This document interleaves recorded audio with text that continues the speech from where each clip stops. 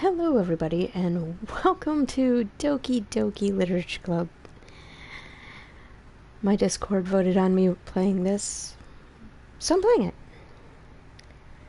I've never played this, I don't know what I'm getting into.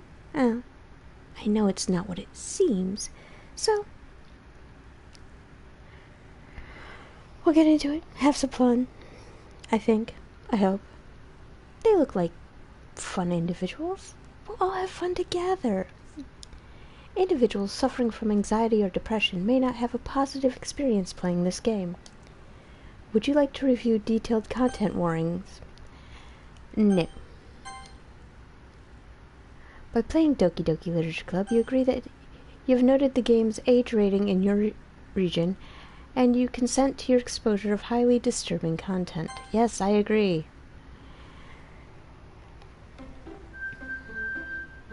Oh, it's so chippy. This game is not suitable for children. Okay.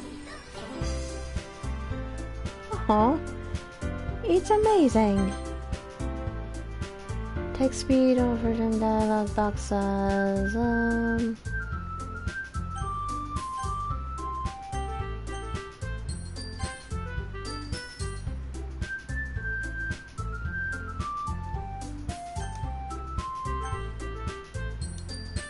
Enable content warnings?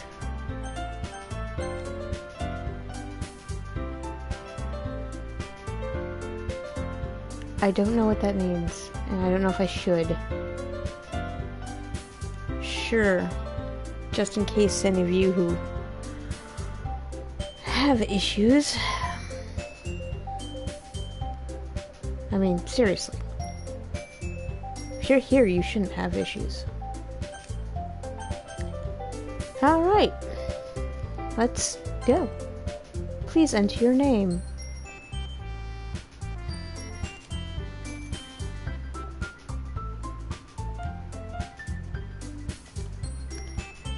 Hello, I'm Calico.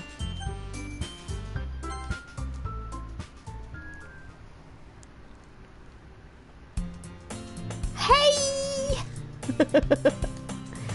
I see an annoying girl running towards me from the distance, waving her arms in the air like she's totally oblivious to any attention she might draw to herself. The girl is Sayori, my neighbor, and good friends since we were children.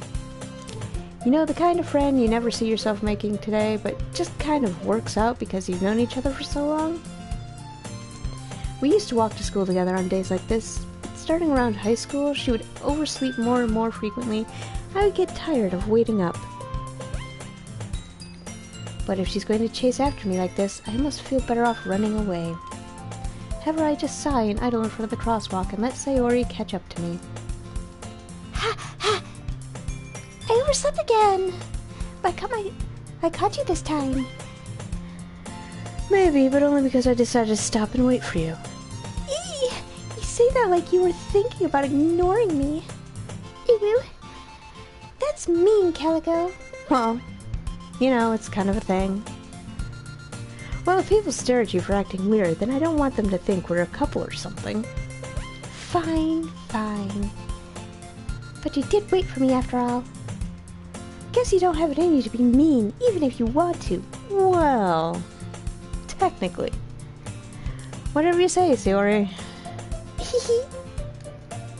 We cross the street together and make our way to school. As we draw near, the streets become increasingly speckled with other students making their daily commute. By the way, Calico, have you decided on a club to join yet? A club? I told you already, I'm not interested in joining any... Oh, sorry, it's me. I told you already I'm not interested in joining any clubs.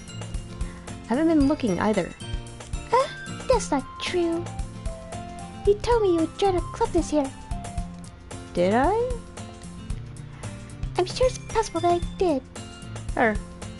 They don't even say who I am. Thank you. I'm sure it's possible that I did in one of our many conversations where I dismissively go along with whatever she's going on about. Sayori likes to worry a little too much about me when I'm perfectly content, just getting by on the average while spending my free time on games and anime. Oh, that checks, yeah. Uh-huh.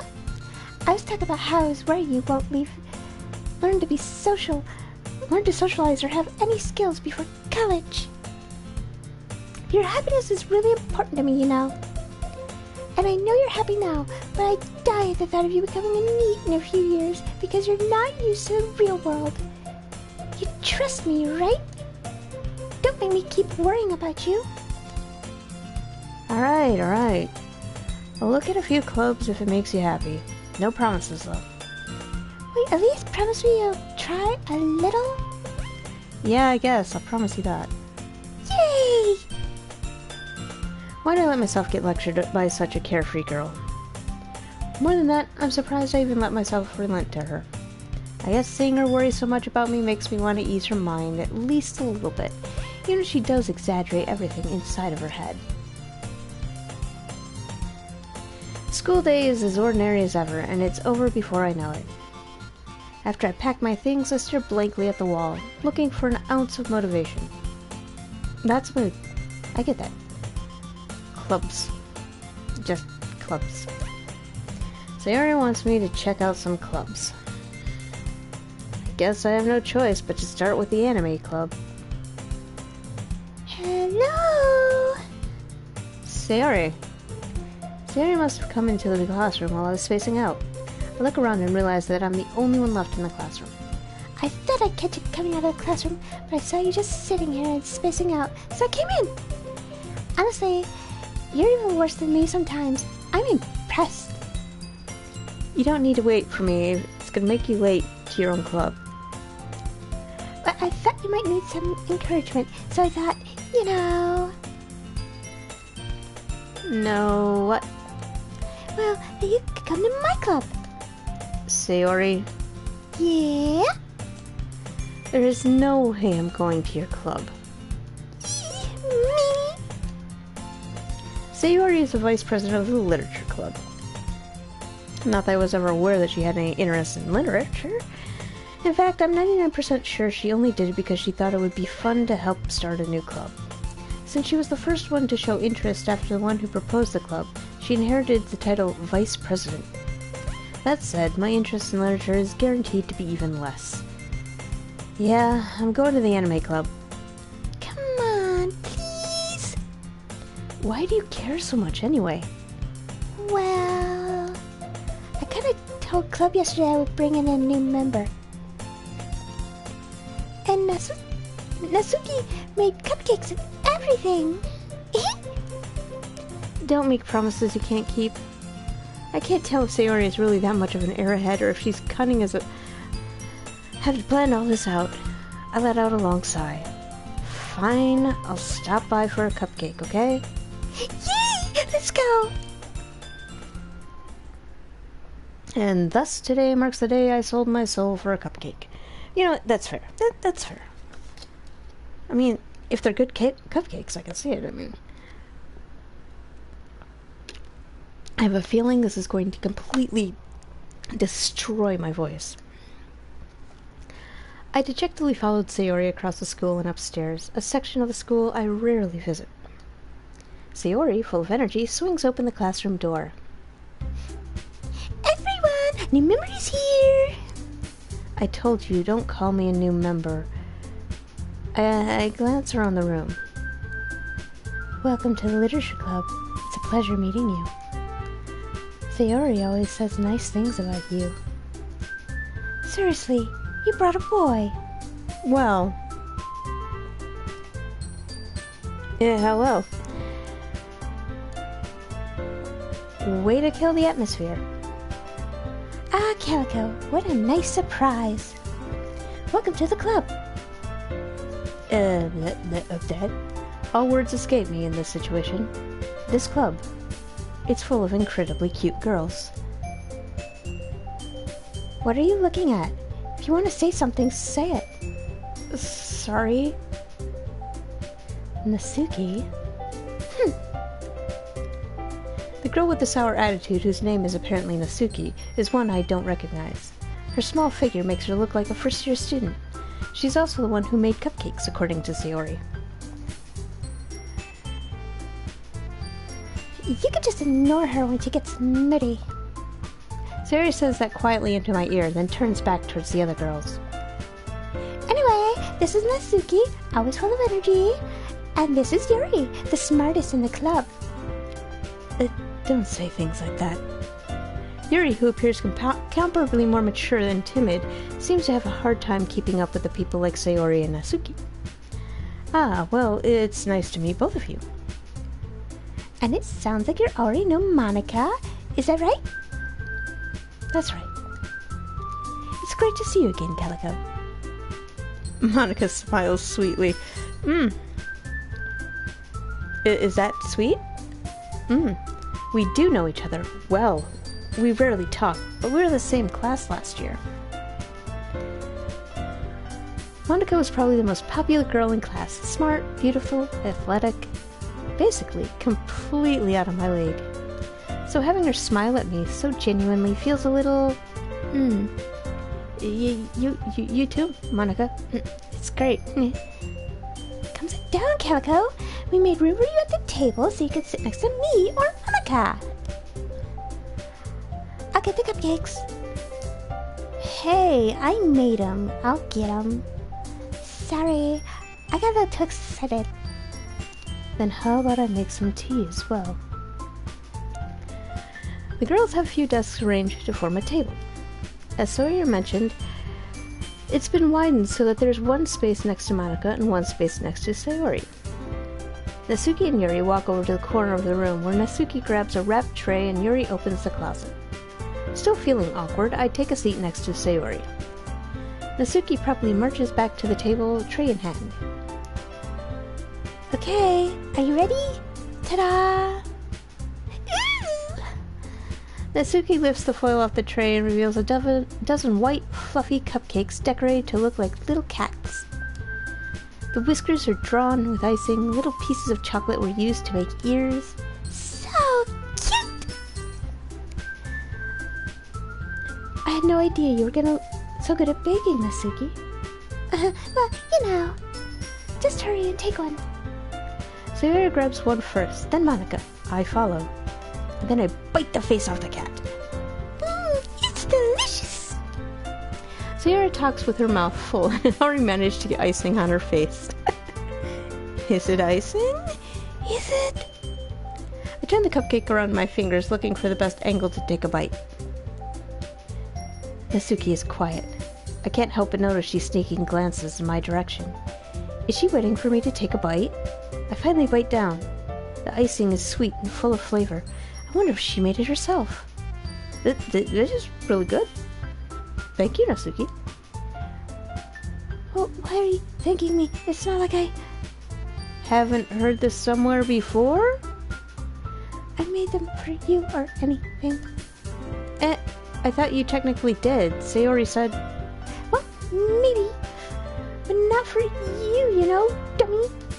Alright. Don't call me a dummy. Look, I'm going off the information I had. I'm sorry if I was wrong. It's fine. I give up on Natsuki's weird logic and dismiss the conversation. As well you should.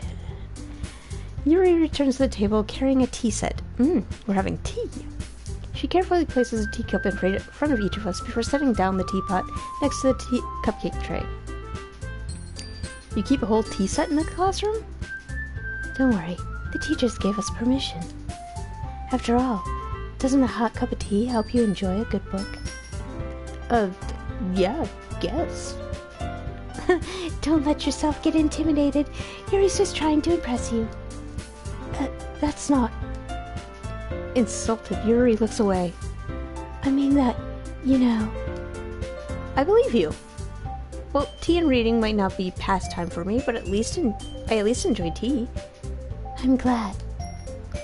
Yuri faintly smiles to herself in relief. Monica raises an eyebrow. Then she smiles at me. So, what made you consider the literature club? Yeah, awkward subject. It's a thing.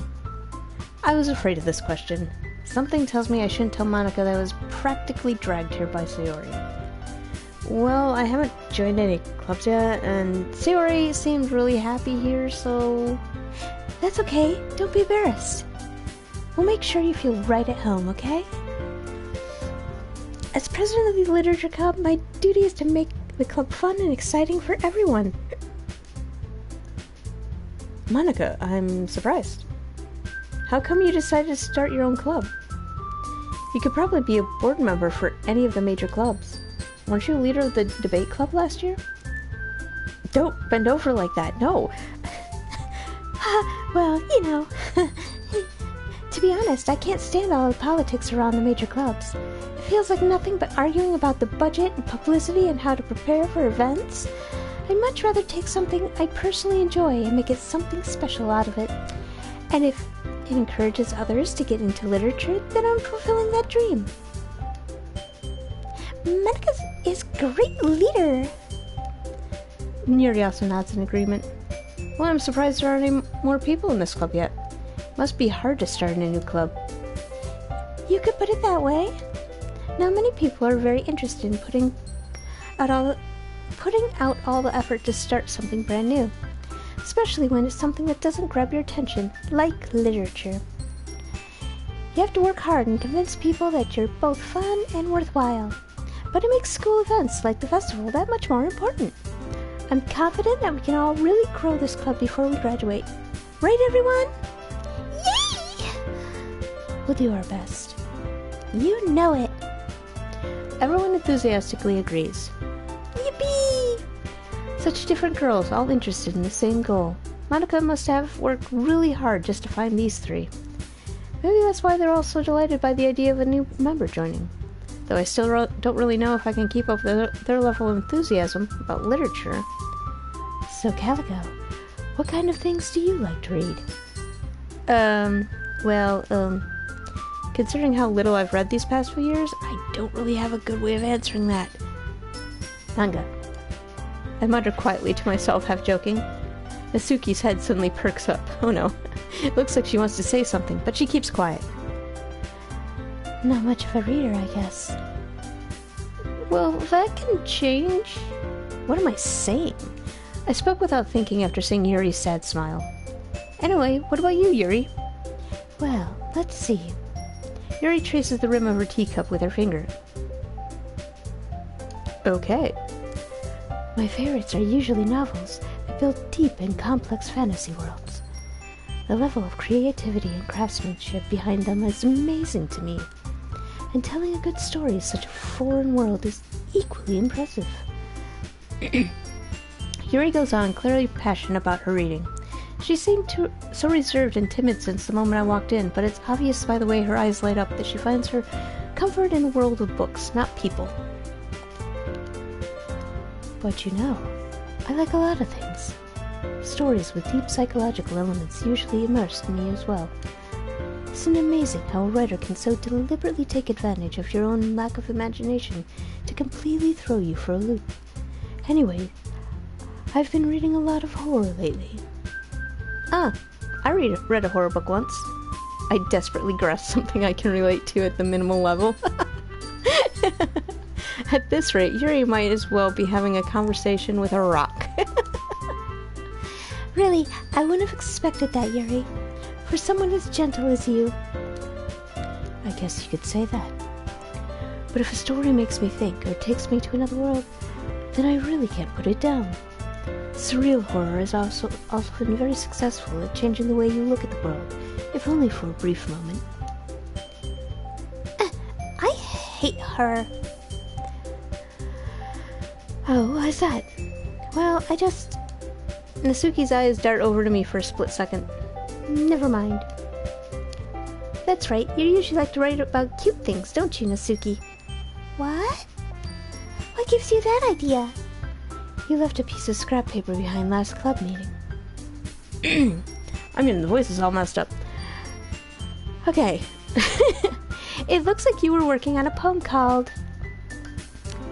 Just say it out loud! And give that back. Fine, fine. Your cupcakes, your poems. Everything you do is just as cute as you are. Sayori sidles up behind Nasuki and puts her hands on her shoulder. Like that is it, Sayori. Okay. I'm not cute. Suki, you write your own poems? Well, I guess sometimes. Well, why do you care? I think that's impressive. Why don't you share them sometime? No. Suki averts her eyes. You wouldn't like them. And not a very confident writer yet. I understand how Natsuki feels. Sharing that level of nice writing. Voice acting. Emoji thumbs up. It's horrible, I know. I'm not a voice actor, I'm a gamer. There's a difference. Sharing that level of writing takes more than just confidence. The truest form of writing is writing to oneself. You must be willing to open up your readers, exposing your vulnerabilities and showing even the deepest reaches of your heart. Do you have writing experience too, Yuri? Maybe if you share some of your work, you can set That an text example. to chat scared me, lol. Sorry. You can set an example and help Natsuki feel comfortable enough to share hers. I guess that's the same for Yuri. I want to read everyone's poems. We all sit in silence for a moment. Great. Thank you. My voice can take the silence. Thank you. Okay. I have an idea, everyone. What? No? Natsuki and Yuri look quizzically at Monica. Let's all go home and write a poem of our very own. The next time we meet, we'll all share them with each other. That way, everyone is even. Me. Yay! Let's do it! Plus, now that we have a new member, I think it'll help us all get a little more comfortable with each other and strengthen the bond of the club. Isn't that right, Calico? Monica smiles warmly at me once again. Hold on. There's still one problem. Yeah? What's that? Now that we're back to the original topic of me joining the club, I bluntly come forth with what's been on my mind the entire time. I haven't exactly said I was going to join. I never said I was going to join. Sayori might have convinced me to stop by, but I never made any decision. I still have other clubs to look at. I lose my train of thought. Why did I lose my train of thought? What are they doing? All four girls stare back at me with dejected eyes. Wait, I'm not rejecting you girls. It's not a thing. You're gorgeous. You're wonderful and intelligent and perfect and... shit. But... I'm sorry. I thought... Calico! You all... I'm defenseless against these girls. How am I supposed to make a clear-headed decision when it's all like this? That is, if writing poems is the price I need to pay in order to spend every day with these beautiful girls... Right. Welp. I'm apparently thinking not with my brain, if you get my gist. Okay, I've decided then. I'll join the literature club. One by one, the girls' eyes light up. Yippee! Yes, I'm so happy! Sarah wraps her arms around me, jumping up and down. Please stop rubbing on me, please. Hey. I take it this is your first time playing Doki Doki? Yes, I have never played it. I've seen bits of other people playing it, but I've never played it myself. You really did scare me for a moment. If you really just came for the cupcakes, I would be super pissed. Then that makes it official. Welcome to the literature club. Thanks, I guess, yeah. Okay, everyone. I think that we can officially end today's meeting on a good note. Everyone remember tonight's assignment. Write a poem to bring to the next meeting so we can all share. Monica looks over at me once more. Don't stop looking at me, please. Calico, I look forward to seeing how you express yourself. Welp. Yeah. Great. Can I really impress the class star Monica with my mediocre writing skills? I have writing skills? I didn't know that was a must-need for this game. Shit. I already feel the anxiety welling up inside me. Me too. Meanwhile, the girls continue to chit-chat as Yuri and Natsuki clean up their food. Hey, Hey, Calico! Since we're already here, do you want to walk home together? That's right, Sayori and I never walk home together anymore because she's always stayed after school for clubs. Sure, might as well. We live next door to each other, so yeah, man. Yay! Hello. Yeah, hello. Welcome in. With that, the two of us depart the club room and make our way home. The whole way, my mind wanders back and forth between the four girls. Sayori, Natsuki, Yuri, and of course Monica. I'll really be happy spending every day after school in a literature club. Perhaps I'll have a chance to grow closer to one of these girls. Perhaps. Alright. I'll just need to make the most of my circumstances, and I'm sure good fortune will find me. And I guess that starts with writing a poem tonight. Yippee! Okay. It's time to write a poem. Pick words you think your favorite club member will like. Something good might happen with whoever likes your poem the most.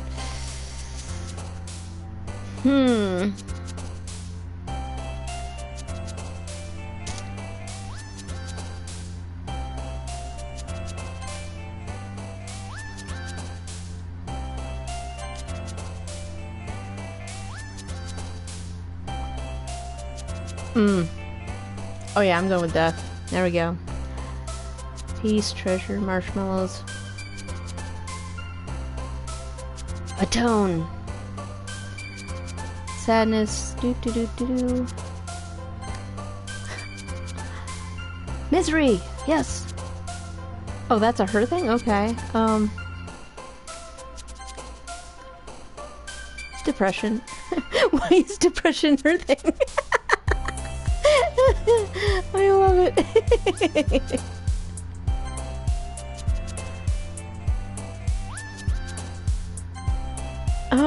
Da-da-dum-dum.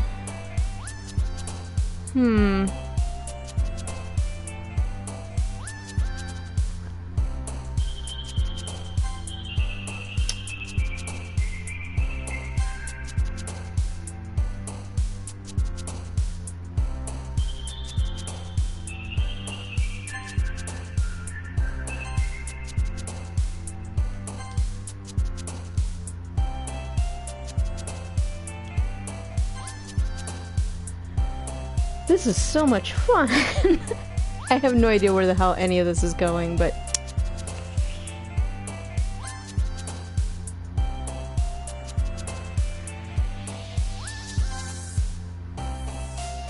Suicide. Oh yeah, that's effulgent? I don't even know what that means. Red Calico Red. Hello, Skull. I have been... Oh, I got a trophy. Doki Doki Poetry Slam. Yay. Oh yeah, I am reading Skullart. How you doing, man? Hello again, Calico. Trophy. Yes, trophy. Yay! Glad to see you didn't run away on us. Nah, don't worry. This might be a little strange for me, but at least I kept my word. Well... Sky is almost done with this game. Nice. Well, I'm back at the Literature Club. I was the last to come in, so everyone else is already hanging out. Thanks for keeping your promise, Calico. I hope this isn't too overwhelming of a commitment for you, making you dive headfirst into literature when you're not accustomed to it. Oh, come on! He, deserves any slack. Sayori told me you didn't So even what want to is join this up. about? The words corresponding to each girl are burned into my mind from 100ing this game. Nice. What is this game about? You're the one who told me to play it, Skull. I joined a literature club. And there's hot girls that want me to do reading shit. So yes. You didn't even want to join any clubs like this year. And last year, too. I don't know if you plan to just come here and hang out or what. But if you don't take us seriously, then you won't see the end of it. Natsuki, you certainly have a big Reading mouth. shit. For someone who keeps her manga collection in the club room. Yes, reading shit. A lot of reading, Skull. You never read my poop. You're right, I've never read your poop. Natsuki finds herself stuck between saying Monika and manga. Manga is literature. Swiftly defeated, Natsuki plops back in her seat. You know what? I would agree with her. Don't worry, guys. Calico always gives his best as long as he's having fun. He helps me with busy work without me even asking. Like cooking, cleaning my room, massaging my feet, and watching me while I shower. How dependable. Sorry, that's because your room is so messy, it's distracting. And you almost I'm set so yourself tired, up. but I need to go to the doctor. Oh no, not again, Skull. And you almost set your house on fire once. Okay. To expand my home staying. Ah, I see. Is that so? You two are really good friends, aren't you? You might be a little jealous. How come? You and Calico can become good friends too. Uh-huh. Sayori? As usual, Sayori seems oblivious to the weird situation she has put me into. Oh, Yuri even brought you something today, you know? Wait, Sayori? Me? Me. Not really. Don't be shy. It's really nothing. What is it? Never mind. Sayori makes it sound like it's a big deal, when it's really not. What do I do? I'm sorry, Yuri. I wasn't thinking. I guess that means it's up to me to rescue the situation. Hey, don't worry about it. First of all, I wasn't expecting anything in the first place, so any nice gesture from you is a pleasant surprise. It'll make me happy no matter what. Is that so? Yeah, we'll make it a big deal if you don't want it to be. Alright. Well, here. Yuri reaches into her bag and pulls out a book. I didn't want you to feel left out, so I picked out a book that I thought you might enjoy. It's a short read, so it should keep your attention, even if you don't usually read. And we could, you know, discuss it, if you wanted. How is this girl accidentally being so cute? She even picked out a book she thinks I'd like, despite me not reading much. Yuri, thank you. I'm definitely gonna read this. I enthusiastically take the We're way book. past cool.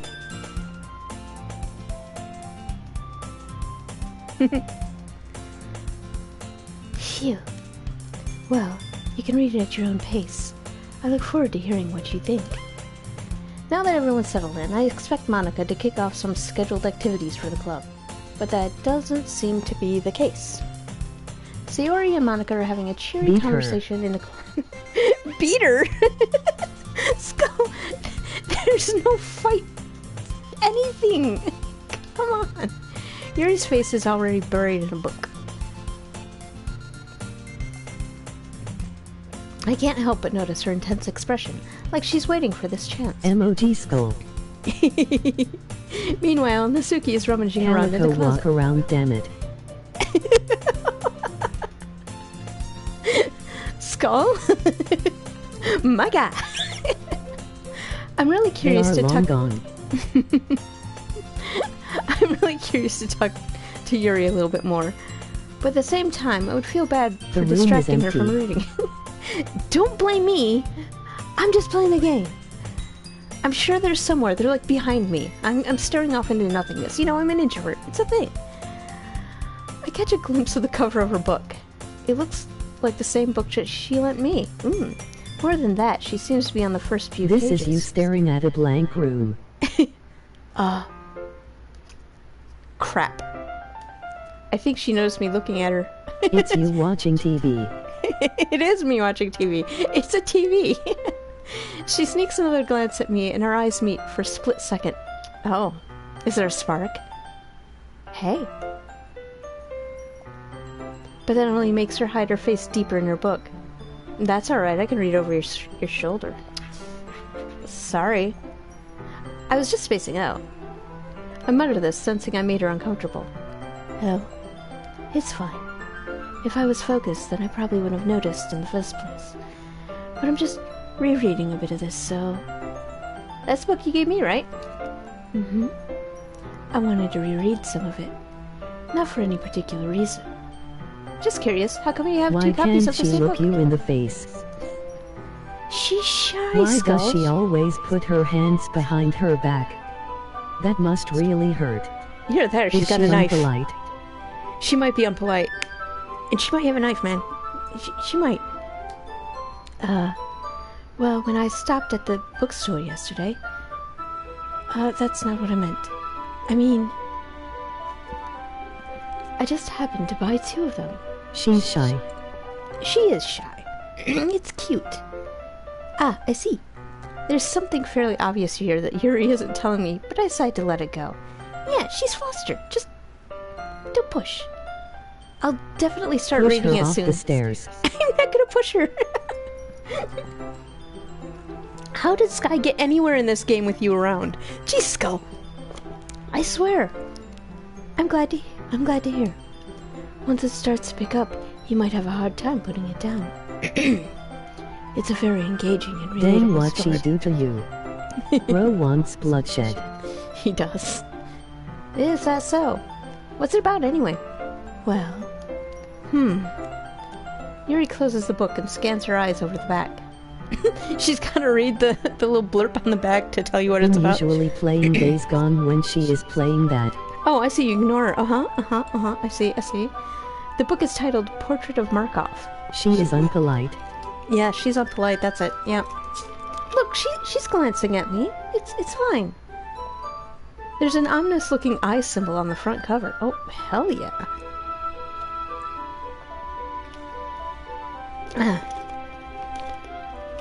Sorry, all these voices are killing in my throat. So, is she into summoning shit? Hell yeah. alright. I just wanted to make sure I didn't accidentally give anything away. Basically, it's about a girl in high school who moves in with her long-lost younger sister. She will warm up eventually. I'm sure. But as soon as she does so, her life gets really strange. She gets targeted by these people who escaped from a human experiment prison. And while her life is in danger... She looks like she plays the hit 2005 game Shadow the Hedgehog. In the oven as a corpse. Skull! And while her life is in danger, she needs to desperately choose who to trust. It's really hard to do these voices when you're making me laugh. No matter what she does, she ends up destroying most of her relationships, and her life starts to fall apart. It's kind of dark. I'm into it. Yuri makes it sound like it was going to be a nice story. Kick her in the nuts. Alright. Kicks her in nuts. There you go. She is a man, I can tell it. What? Yuri made it sound like it was going to be a nice story, so that dark turn came from nowhere. Yuri gently giggles all of a sudden. Are you not a fan of that sort of thing, Calico? No, it's not that. I just wasn't expecting it from you. I mean, I could definitely enjoy these kinds of stories, so don't worry. Oh, I hope so. Yeah, I totally forgot that Yuri is into these things. You know what? I like that. She's so shy and reclusive on the outside, but her mind seems to be completely different. It's just that those kinds of stories, they challenge you and look at life in a strange, new perspective. When horrible things happen, not just because someone wants to be evil, but because they have their own goals, or their own philosophy that they believe in. Suddenly, when you thought you related to the protagonist, they're made out to be the naive one for letting their one-sided morals interfere with the villain's plans. I'm rambling, aren't I? Not I again. heard from Jaden Yuri is a slut. Well, it's possible. That's fine. I'm sorry. Hey, don't apologize. It's cool. Haven't lost interest in anything or anything. Well, I guess that's alright then. She But I feel- hasn't even done anything. I know. But I feel like I shouldn't let you know that I have this problem. Is she about to let us know that she has a problem? Huh? When I let things like books and writing fill my thoughts, I kind of forget to pay attention to other people. I'm so sorry if I end up saying something She is acting strange. like one. And please stop me if I start talking too much. That's... I really don't think you need to worry. That just Ro means has you're beef passionate with about Yuri reading. for simply existing. He does. Skull woke up and chose violence. It's fine. It's fine. Least I can do is listen. It's a literature club after all. That's true. In fact, I might as well get started reading it then, right? You don't have to. What are you saying? You're silly. Just a moment ago you said you were looking forward to it. Shit, he's on to me. Let me get the book. I quickly Peace retrieved was the book. never an option. With you, never. I quickly retrieved the book that I had put in my bag. Alright, it's fine if I sit here, right? I slip into the seat next to Yuri's. Oh no! Yeah, it's fine. Are you sure? You seem a little apprehensive. I'm sorry. That's not what It's not that I don't want you to. I just... something I'm not very used to. That is, reading in the Hit her company with of someone. the book. I'm gonna hit you with the book. I don't know what his problem with Yuri is. Natsuki is worse. Yeah, Natsuki seems to be a problem. She was a bitch from the start. I like that she's shy. It's cute and sweet. You know what, Skull? I'll hit Natsuki with it, okay? I see. Well, just tell me if I end up distracting you or anything. Alright. No, I open the not book with and the start... book. Start with the program. Not with the book. What do you want me to hit her with? Natsuki is my favorite. Well, not mine. As soon as I understand what Yuri means about reading in company, it's as if I can feel her presence over my shoulder How the as I read. tables have turned. Right? It's not a particularly bad thing. Maybe a little distracting, but the feeling is somewhat comforting. Yuri's in the corner of my eye. I realize she's not actually looking at her own book. I glance over. Looks like she's reading from my Two book Yuri instead. fans versus one Natsuki fan, lol. Hell yeah, let's go. Skull, you're outnumbered. Natsuki eats ass. Well, Sayori is my fav. that's fine, man. Love who you like. It's Skull. It's Skull we got a problem with. Love you, man. You know I do. It looks like she's reading from my book instead. Sorry. Sayori is my second favorite. Fair. I was just... Yuri, you really apologize a lot, don't you? I do? To be honest, I have no idea who these characters are. You're just pulling names out of your ass? I love that. I don't really mean to. LOL. Sorry. I mean... Here, this should work, right? I slide my desk up against Yuri's, then hold my book more between the two of them. Okay. So I'm making the first move. I love this. Ah, I suppose so. Yuri timidly closes her own I just copy. wanna push them. You want to push everyone. If you push everybody, Off the no beard for stairs. you. No beard for you. I'll tell Drew to take his beard and go. Once we each lean in a little bit, our shoulders are almost touching. Feels like my left arm is in the way, so instead I use my right hand to hold the book open. Ah, I guess What's this makes it with kind of books? difficult to Aren't turn the you page. reading enough? What, me? I read plenty. Again, you wanted me to play the Scullert. I blame you. You have no right to bitch. Here. Can you read under my boobas? She's literally holding it under her tits. Come on. Yuri takes her left arm and holds the left side of the book between her thumb and forefinger. Ah. I do the same with my right arm and the right side of the book. That way. Sky. Uh-huh. I don't think it was Sky. It was you. It was you all along. It was you in Sky clothing. That way, I turn a page and Yuri slides it under her thumb after it flips to her side. But in holding it like this, we're huddled even closer together than before. Don't sniff her. That'd be weird. Fine. It's actually kind of distracting me. It was you in Sky clothing, wasn't it? I knew it. It's as if I could Visual feel... novels pretty much only require like 2 buttons, the rest of the gameplay is reading. Uh-huh. I'm not even holding my controller at this point. It's as if I feel the warmth of Yuri's face, and she's in the corner of my vision. Are you reading? What? I'm sorry, what? To turn the page. Sorry. No. I think I got a bit distracted for a second.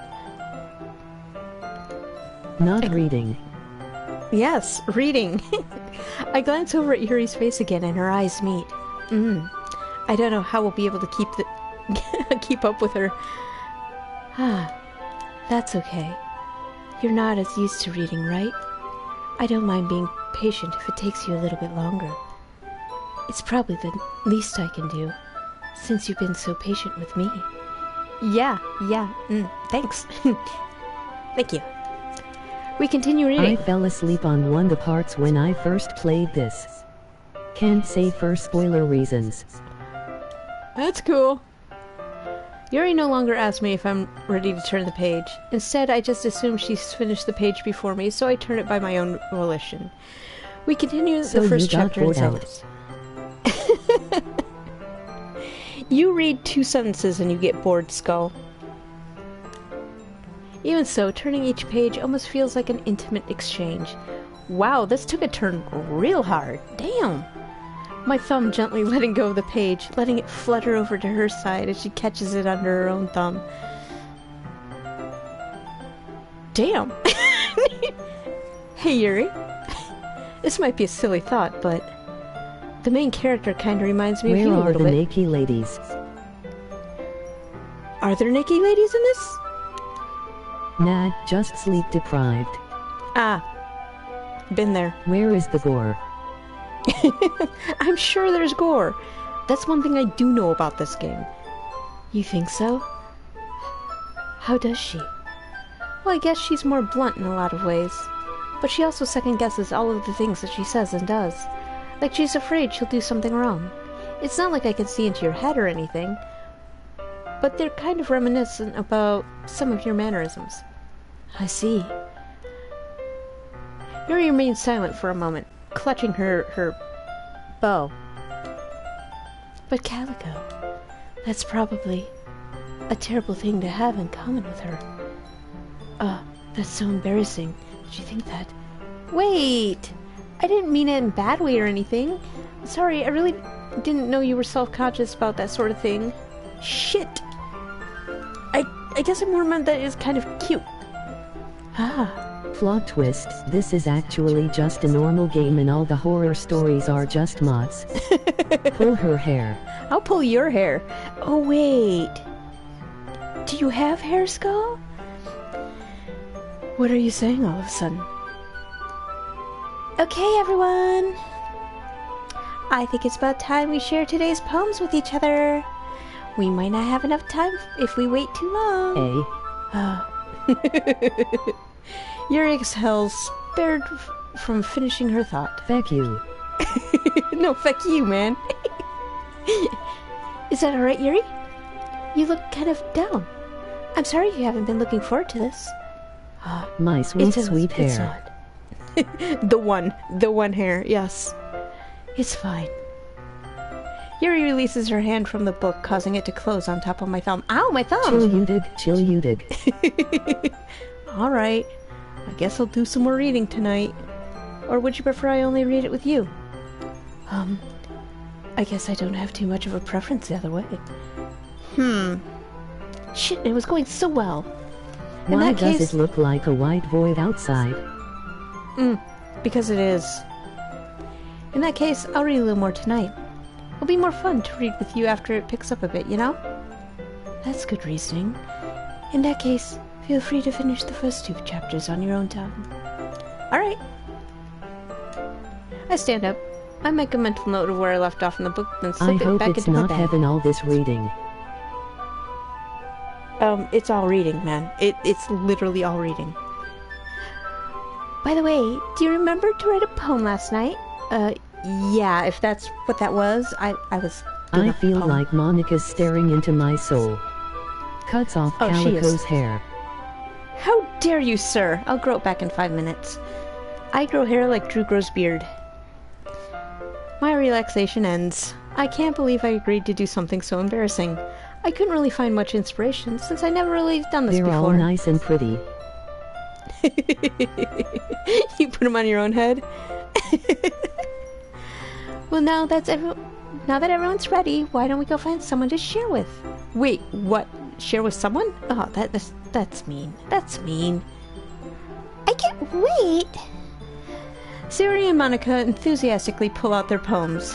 Sayori is on a wrinkled sheet of loose leaf torn from a spiral notebook. Calico. Yes. On the other hand, Monica wrote hers in a composition notebook. I can already see Monica's pristine handwriting from where I sit. Natsuki and Yuri reluctantly comply as well, reaching into their bags. I do the same myself. Do you have to play snakes and ladders before sleeping? Nope.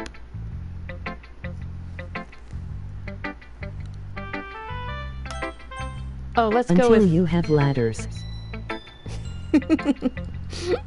There's no slides here, man. Show it to Yuri. Oh, I'm sort of showing it to Yuri. Yuri seems the most experienced. It's ironic I like this game since I suck at poetry. Same. Same. I could trust her opinion to be fair. As Yuri reads the poem, I notice her eyes lighten. Exceptional. What was that? What? Did I say something? Did I say something out loud? Yuri first covers her mouth, then ends up covering her whole face. Sorry, I didn't mean to hear that. This woman again. He's going to hate me. The best poetry I can write is haiku. Nice. You really didn't do anything wrong, Yuri. Huh? I guess you're right. What I'm getting so nervous about. Yuri takes a breath. So, what kind of writing experience do you have? Your use of imagery and metaphors indicates you've written a lot of poetry before. Really? I literally just pulled words out of my ass. It was great. Wow, that's a huge compliment coming from you. This is actually my first time. Really? Really? Huh? Yuri stares at me blankly, then looks at my poem again. This girl's confidence is lower than the Mariana Trench. Well, I know that. I just meant, Leaves from the vines falling so slow. Yuri trails off, unable to find an excuse.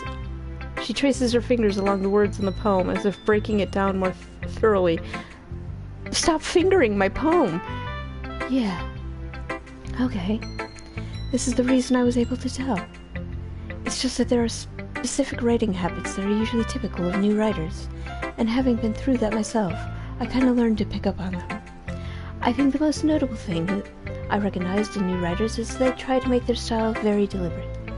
In other words, they try to pick up writing styles separate from the topic matter, and they form fit the two together. Pulls hair to butt farts on it loud. You keep your butt out of this, Skull. The end result is both the style and the expressiveness are weakened. Are you saying I'm weak? Shit! You mean the first time writing a poem and I'm bad at it? Once Yuri finds her train of thought, it's as if her demeanor totally changes. Her stammering is completely gone and she sounds like an expert. Of course, that's not something you can be blamed for. There are so many different skills and techniques that go into writing even a simple poem. Yuri stinks. You stink. Are you smelly, Skull? Not just finding them, building them, but getting them to work together. And she has small boobas. Her boobas are bigger than some of the others. probably the most challenging part. It might take you some time, but it all comes with practice and learning by example and trying new things. I hope soon 2 of the girls start fighting like it as Sonic Adventure 2. I do stink. Wash your smelly ass, Skull. I also hope that everyone else in the club so gives too. you a valuable feedback. Nasuki can be a little bit biased, though. Biased? How? Well, never mind. I shouldn't be talking about people like that. Sorry. It's fine. I'm not sure if Yuri's is apologizing to herself, to me, or Nasuki. Do you mind if I read your poem now? Please do. I love to share my thought process behind it. Yuri smiles dreamily as if that's a rare opportunity for her, which itself is kind of funny. After all, isn't this supposed to be a literature club? Suki. Did I hear? Suki. I am Ghost not under the smart light. enough to understand fancy fonts. Yeah. Little Sook. The tendrils of my hair illuminate beneath the amber glow. Bathing. It must be this one. The last remaining street light to have withstood the test of time. The last yet to be replaced by sickening blue-green hue of the future. I bathe, calm, breathing air of the present, but living in the past. The light flickers. I flicker back. Bats? Rip the paper. You'd fart on the paper, Skull. I'm sorry. I have such terrible handwriting. What? Tell her it makes you puke. I wasn't thinking that at all. But it took you a long time to read. Yeah, it's the cursive, man. It's a thing. It's fine. Well, I just don't read script very often. I actually think your handwriting is pretty. Huh? That's a relief. Also, I like the poem. Even though it's short, it was really descriptive. It wasn't too short. I usually write longer poems. Not at all. It's fine. I'm really glad you like it. To be honest, since it's our first time sharing, I wanted to write something a little more mild. Something easy to digest, I suppose. You into ghost, Yuri? Uh-huh. Actually, the story isn't about a ghost at all, Calico. Really? Must have totally missed the point. Well, I suppose you did only glance it over after all. But remember, the poets often express their own thoughts, feelings, and experiences in their work. They usually do more than tell a simple story or paint a picture. In this case, perhaps the subject of the poem is only beginning symbolically compared to a ghost, lingering in her last remaining place of comfort, unable to let go of the past, and soon to be left with nothing. That's a lot more solemn, putting it that way. Hadn't even thought of that. That's impressive. Huh? It's nothing, really.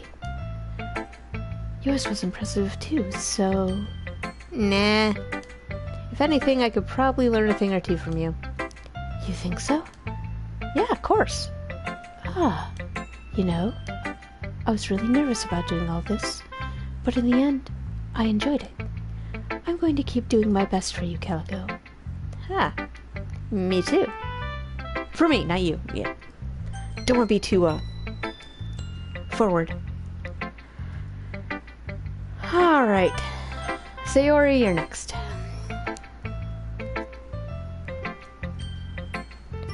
This is a good poem, Calico. You sure it's your first time? Yep. First time. It's not that good. I am the kind of guy who would be writing poems in his spare time. I guess you're right. But that's why it impressed me. Well, to be honest, I was afraid that you wouldn't do it seriously, or that you wouldn't write one at all. I'm really happy you just wrote one. She is fun. It just reminds me of how you're really a part of She the club is the now. best. She's all yours, Skull. Not to mention the fact that I'm standing in front of you in the club room. Well, of course. I'm not really in it yet, but that doesn't mean I'll break my promise. See? Like I said before, Calico, deep down you're not as selfish at all, you know? Trying new things is like like this for other people. That's something that only really good people do. Thanks, Sayori. What? Sayori is just an adorable little ball of joy. With the club, I'm not sure Sayori sees the full you're picture gonna of my bash motive my here. face. Sayori would be fun to hang out with. In not putting my mount on the front porch.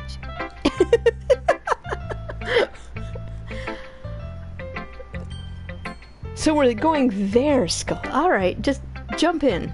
Then again, I can't deny she's part of the reason I joined, knowing how much this means to her and all. Yeah. And I'm gonna make sure you have lots of fun here, okay? This will be my way of thanking you. Alright, I'm gonna hold you to that then. Yay! Now you read my poem too, right? Don't worry, I'm really bad at this. We'll see about that. Kiss her. You kiss her. Dear sunshine, the way you glow through my blinds in the morning, it makes me feel like you missed me. Kissing my forehead to help me out of bed, making me rub the sleep from my eyes. Are you asking me to come out and play? Are you trusting me to wish away rainy day? I look above, the sky is blue. It's a secret, but I trust you too. Tell her it's lovely. If it wasn't for you, I could sleep forever, but I'm not mad. Awesome poem. Sayori, this is just a guess, but, did you wait until morning to write this? No, just a little bit. You can't answer just a little bit to a yes or no question. You know what? She is you, Skull. She is definitely you. I forgot to do it last night. Well, at least it makes me feel a little better about myself. Don't be so mean. I still try my best. Instead of Yuri's emoji unamused face. The duality between his opinions on Yuri versus Sayori. That's Skull. That's Skull, man. Hey, he's... Skull is Skull, and we love him for it. Yeah. I didn't mean to say that it was a bad poem. It came out nice. Or, how should I put it? It sounds just like you, if this is Skull. This is a female Skull right here. Marry her. You marry her. Sorry, Sky. Skull's found a new girl. Really? Yeah. Especially the last line. Look under her skirt. I made eggs and toast. Even though you were late to school? It's bad to And skip say, breakfast. oh, oops, I had to fart. Uh-huh. What? I get all cranky. I guess there's no point in arguing. Anyway, thanks for showing me. This is so much fun. Monica's the best. Yeah. But next time, I won't forget. I'm gonna write the best poem ever. Well, I guess I look forward to it. Who should I show my poem to next? I almost got to go sad. No! To the doctor. Not the doctor! He's gonna take your spleen. But he'll be back. Okay. Hi, Calico. Natsuki last. Having a good time so far? Yeah. Good. Glad to hear it. By the way, since you're new and everything, if you ever have any suggestions for the club, like new activities or things we can do better... For more Sayuri.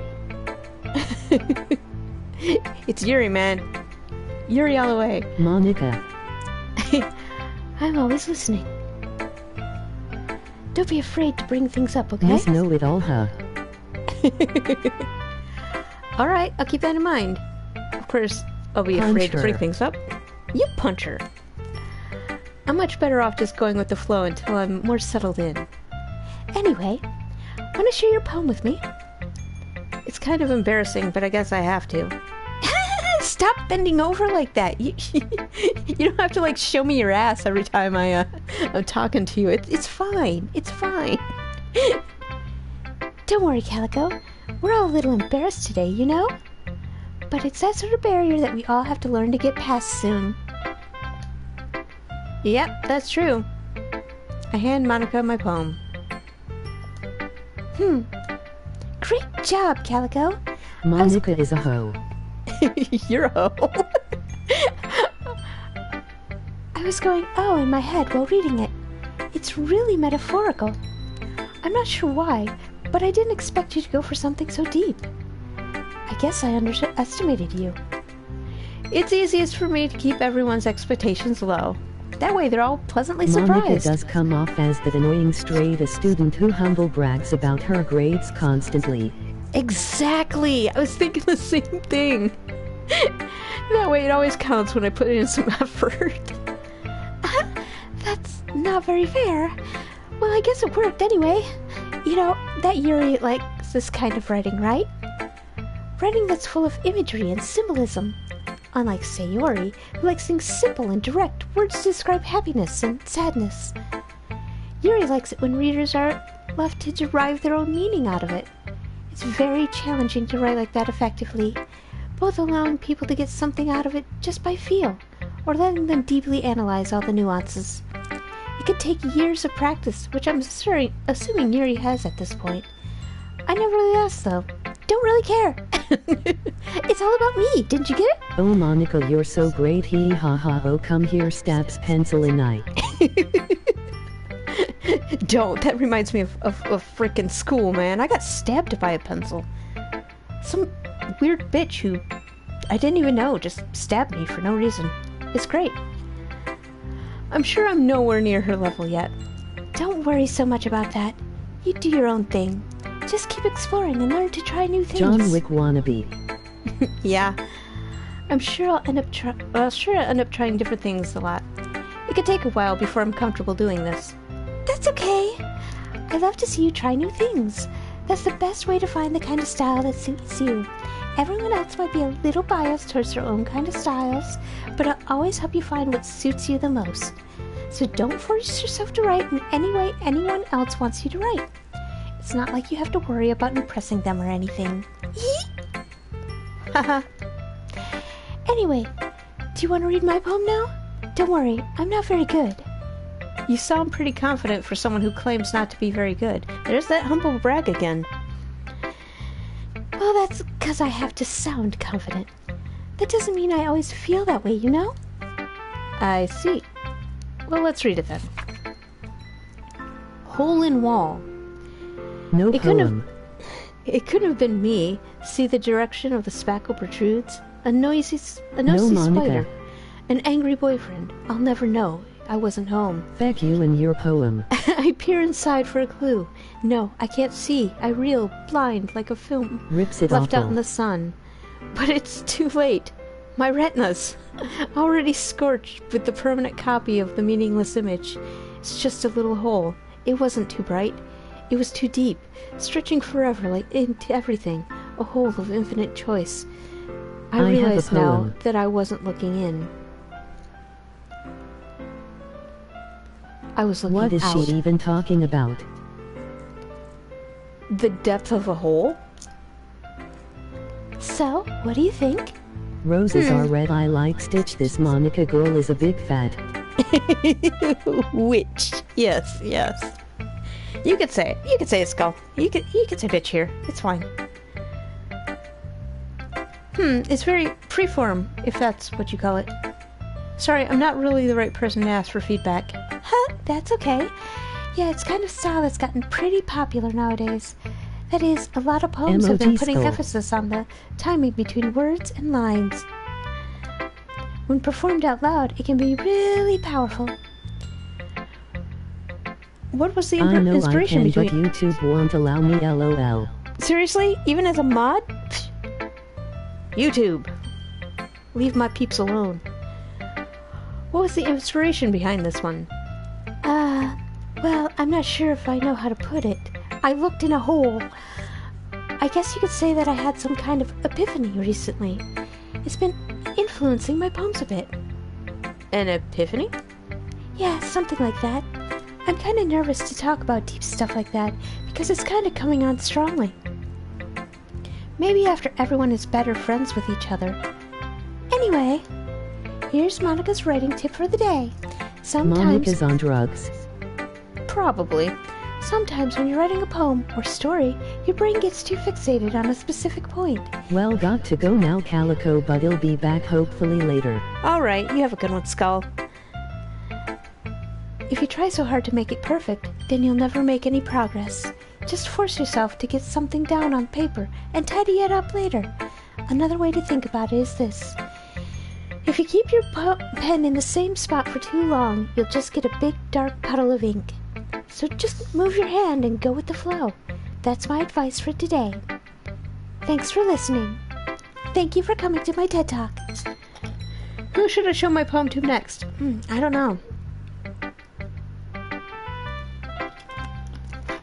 The choices are vast.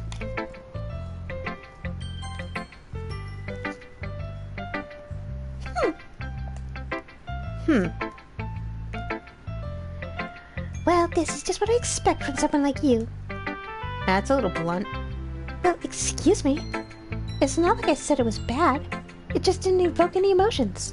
So basically, it's not cute enough for your taste. Oh, basically, it's not cute enough for your taste. Do you want to get smacked? Sure, smack me. I'll pass. But I want to smack you. Well, anyway, I guess I need to show you mine. Not that you'll like it.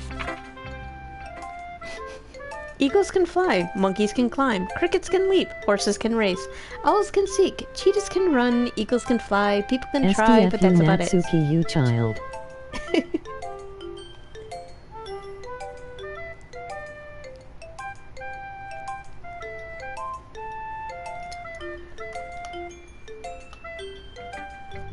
Yeah. I told you that you weren't gonna like it. I like it. What? Just be honest. I am. Why are you so convinced that I wouldn't like it? Well, because everyone in high school thinks that writing has to be all sophisticated and stuff. So people don't even take my writing seriously. But isn't the point of poems for people to express themselves? Your writing style wouldn't make your message any less valid. Yes, exactly! I think when it's easy to read, but it hits you hard. Like in this poem. Seeing everyone around you do great things can be really disheartening, so I decided to write about it. I can understand. But the other nice thing about simply writing is that it puts more weight on the wordplay. Like I set up for a rhyme at the end, but then I made it fall flat on purpose. It helps bring out the feeling in the last line. So you did. I guess more went into that than I realized. That's what it means to be a pro. I'm glad you learned something today. Didn't expect it from you, the youngest one here, did you? I guess not. I decided to humor her with that last comment. I don't really care how old everyone is, but if Natsuki is feeling proud, then I won't take that away from her. Phew. I guess that's everyone. I glanced around the room. That was a little more stressful than Natsuki's first poem comes as a bit lazy. It did. A little more stressful than I anticipated. It's as if everyone is judging me for my mediocre writing abilities, even if they're just being nice. There's no way my poems can stand up to theirs. This is a literature club, after all. I sigh. I guess that's why I ended up getting my... I guess that's what I ended up getting myself into. Across the room, Sayori and Monika are happily chatting. My eyes land on Yuri and Natsuki. They gingerly exchange sheets of paper, sharing their respective poems. As they read in tandem, I watch each of their expressions change. Natsuki's eyebrow furrow in frustration. Meanwhile, Yuri smiles sadly. Did you know this game released 4 days after Fortnite? Really? What's with the language? Did you say something? It's nothing. Natsuki dismissively returns the poem to the desk with one hand. I guess you could say it's fancy. Thanks. Yours is cute. Cute? Did you completely miss the symbolism Doki or something? Doki X Fortnite when?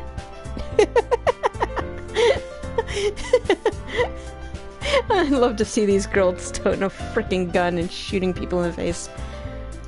It's clear about the feelings of giving up. How can it be cute? I know that. I just meant the language, I guess. I was trying to say something nice. Eh? You mean you... You have to try that hard to come up with something nice to say?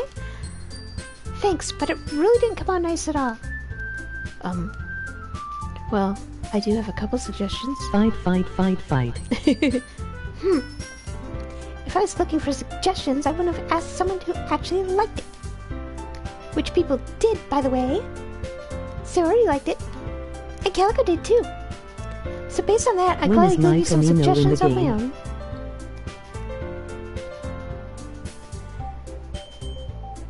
Hey Jeffrey, how you doing? Cameo.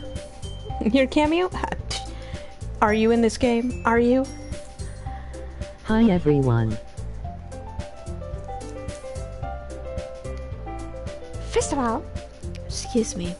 I appreciate the offer, but I've spent a long time establishing my writing style. I don't expect it to change anytime No, soon. sadly not. Unless, of course, I come across something particularly inspiring. I can talk, it's fine. Which I haven't yet. And Calico liked my poem too, you know. He even told me he was How are impressed by y'all? it. Smile. Nasuki suddenly stands up. oh, I didn't realize you're so invested in trying to impress our new members, Yuri. Imagine Yuri in a squad with Godzilla, John Wick, and Baymax fighting Snoop Dogg and Eminem LOL. She'd sit there all silent and calculating and blast each of them in the face. Eh? That's not what I... You're just... Yuri stands up as well. Maybe you're just jealous that Calico appreciates my advice What more is than he this appreciates carnival yours. music? I don't I'm doing know. all right. And how do you know that he didn't appreciate Yes, my we advice need more? to have a game of it. Are you that full of yourself? No. Sweet. If I was full of myself, I wouldn't deliberately go out of my way to make everything I do so overly easy. Is everyone okay? Well, you know what? I wasn't the one whose boobs magically grew size bigger as soon as Calico started showing up. Damn it! My boobs! Nasuki. Nasuki, that's a little... This doesn't involve you! I don't like fighting guys. Suddenly both girls turned towards me as if they just noticed I was standing there. Calico! Oh, sorry. Calico! She's just trying to make me look bad. Natsuki's projecting a bit. That's not true. She started it. If she could get over herself and learn to appreciate the simple writing is more effective, then this wouldn't have happened in the first place. What's the point in making your poems all convoluted for no reason? The meaning should just jump out of the reader, no force them to have to figure it out. Help me explain this to her, Calico. Wait. There's the reason we've so many deep and expressive words in our language. It's the only way to convey complex feelings and meaning the most effectively. Avoiding them is not only unnecessary, limiting yourself, it's also waste. You understand that, right, Calico? Hey, look! Isn't it time to go home, guys? Well... How did I get dragged into this in the first place? It's not like I know anything about writing, but whoever I agree with will probably think more highly of me. So, of course, that's going to be... Help me, Sayori! Natsuki? Natsuki glares at me, drying up any words I had in my mouth. So instead, I turn to Yuri. Yuri. But Yuri's expression is so defenseless that I can't bring myself to say anything to her. Sayori! Eh? Yeah. Everyone's fighting and making Sayori uncomfortable. How can the two of you keep fighting when you know you're making your friend feel like this? Calico! That's her problem. It isn't about her. I agree. It's unfair for the others to inject their own feelings into our conflict. Yeah, unless Sayori wants to tell Yuri what a stuck-up jerk she's being. She would never. It's your immaturity that's making her upset in the first place. Excuse me? Are you listening to yourself? This is not exactly why. Exactly why nobody likes you. Stop! Masuki, Yuri, you guys are my friends. I just want everyone to get along and be happy. Summoning Sayori like the JJK Megumi Maharaga save me ma'am. Seriously. My friends are wonderful people, and I love them because of their differences. Masuki, poems. They're amazing because they give you so many feelings in just a few words. And Yuri's poems are amazing because they paint beautiful pictures in your head. Everyone's so talented, so why are we fighting? Because, well... Also, Masuki's cute and there's nothing wrong with that. And Yuri's boobs are the same as they've always been. We measured them every time she came in. They're the same. Big and beautiful. Sayori? Sayori stands triumphantly. Monica stands behind her with a bewildered expression. Oh, I'll make some tea. Yuri rushes off. Nasuki sits down with a blank expression on her face, staring at nothing. So, this is why Sayori is vice president. I whisper to Monica. She nods in return. Oh, that was me. Sorry. Big and beautiful, huh? Yes, big and beautiful. To be honest, I might come off as a good leader, and I can organize things, but I'm not very good with people. I couldn't even bring myself to interject. As president, that's kind of embarrassing of me. Nah. It's not like I can blame you. Sayori's I wasn't able to say Yuri anything fan. either. Yeah, kind of looks like that way. Well, I guess it just means Sayori is amazing in her own way, isn't she? In both meanings. Uh-huh. You could say that.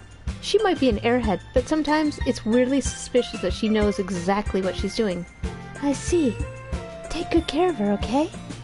I would hate to see her get herself hurt. That makes two of us. You can count on me. Monica smiles sweetly at me, causing my stomach to knot. Such a genuine person really does make a good president, regardless of what she says.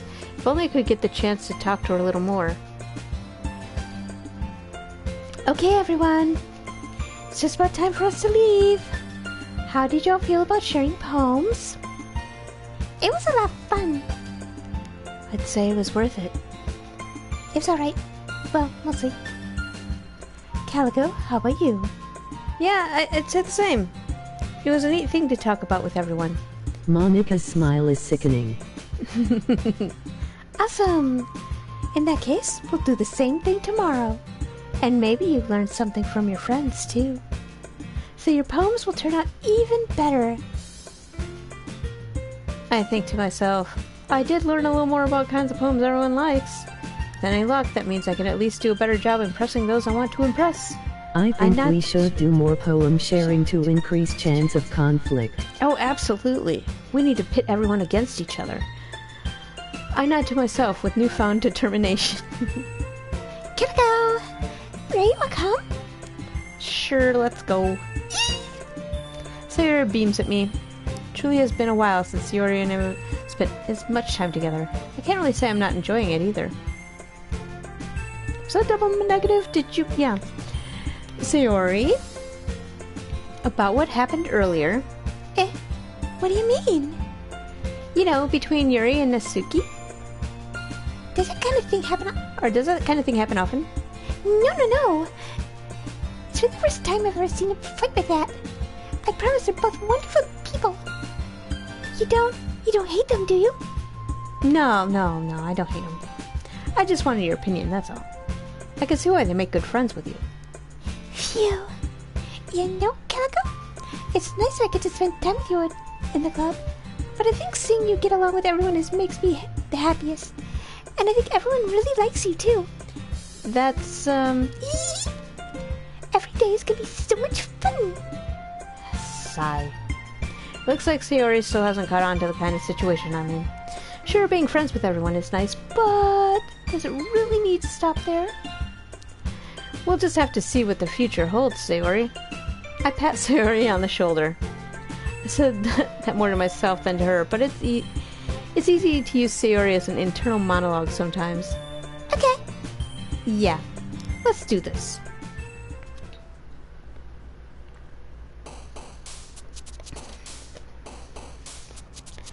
Right. On a scale of 1, 10, rate each girl.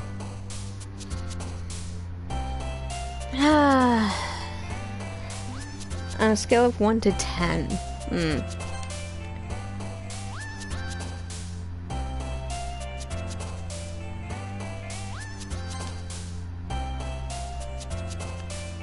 Sayori, she's good, but just kind of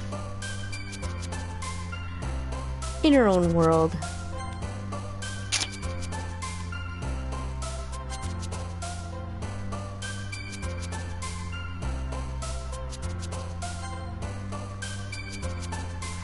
So I'd give her a 4. She's a 5. She's middle of the road. Let's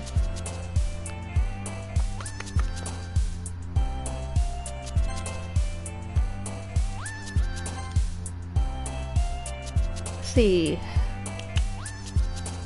Yuri. She's up there.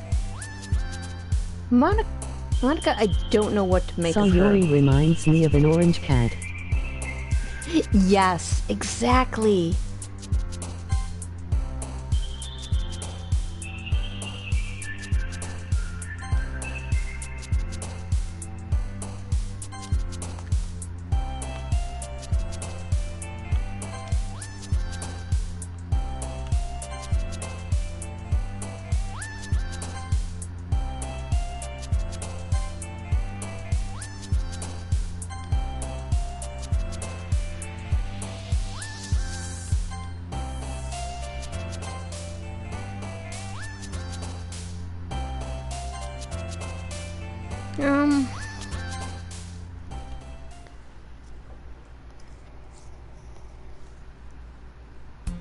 Yeah, I don't know what to make of Monica just yet. She's hiding something.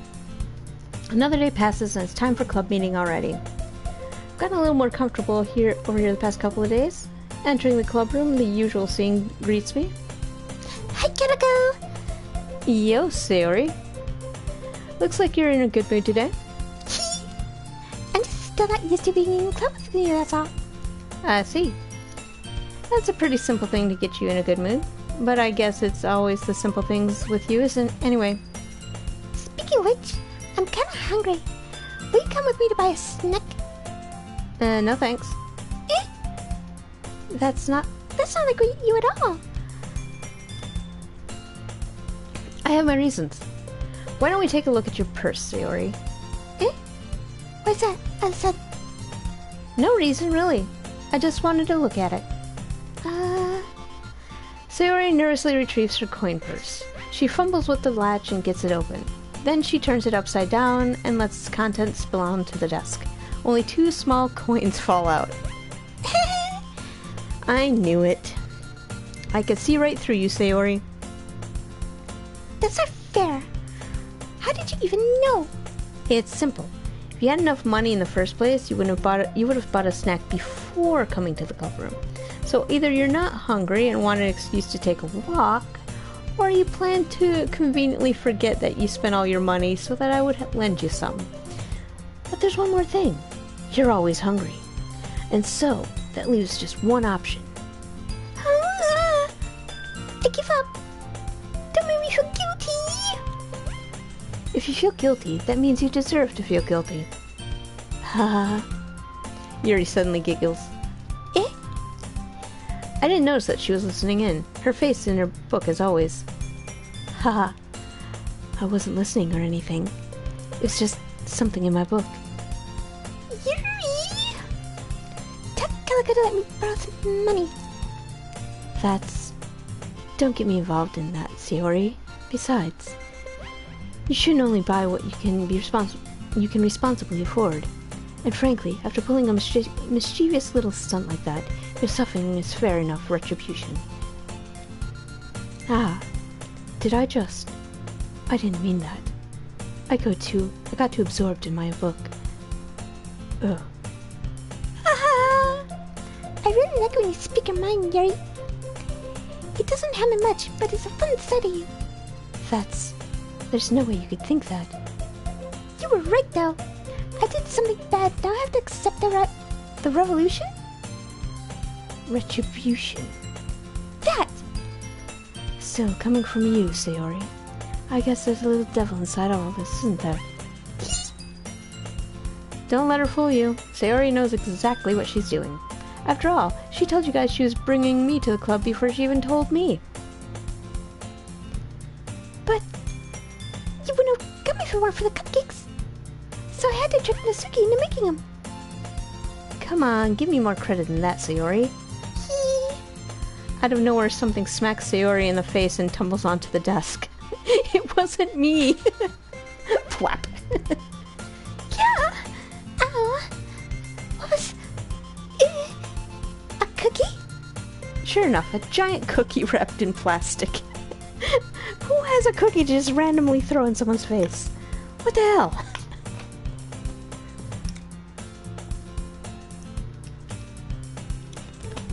Sayori glances around. Is this a miracle?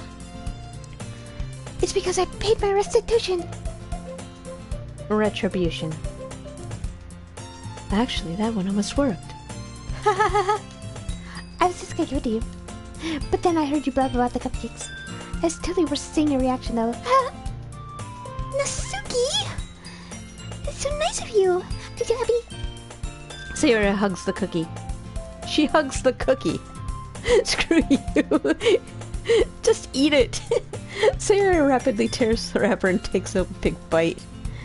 So good. Ruff. Sayori suddenly clasps her hands over her mouth. I bit my tongue. You're going through a lot over here. Just one cookie. Natsuki takes a bite of her own cookie. Yours look really good too, Natsuki. Can I try? Sayori X cookie is my favorite chip. Yeah, you know what? Same. Beggars can't be choosers. Oh, yours is chocolate. Yeah, what do you think I give you that one? Fine. Still, I really think you're happy and shared the one with me. Sayori gets out of her seat and goes behind Natsuki, then wraps her arm around her. Those two are something special. They're spicy. Oh jeez. I get it. Cookie still in hand, Natsuki reaches up to nudge Sayori off of her. Sayori suddenly leans down and takes a bite of Natsuki's cookie. Hey, did you seriously just do that? Mouthful of Sayori trots away to safety. Yuri and I laugh as well. Jeez, you're such a kid sometimes. Monica, can you tell Sayori? Eh? Natsuki glances around. Monica isn't in the club room. Monica? Where are you? Where's Monica anyway? Good question. Have any of you heard anything about her being late today? Not me. Yeah, I haven't heard either. That's a bit unusual. I hope she's okay. Of course she's okay. She probably just had something to do today. She's pretty popular after all. You know that she has a... I wouldn't be surprised.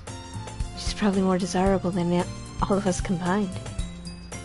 That's true. Excuse me. Suddenly the door swings open, and Monica, covered in blood, walks in. Sorry, I'm super sorry. Oh, there you are. I didn't mean to be late. I hope you guys weren't worried or anything.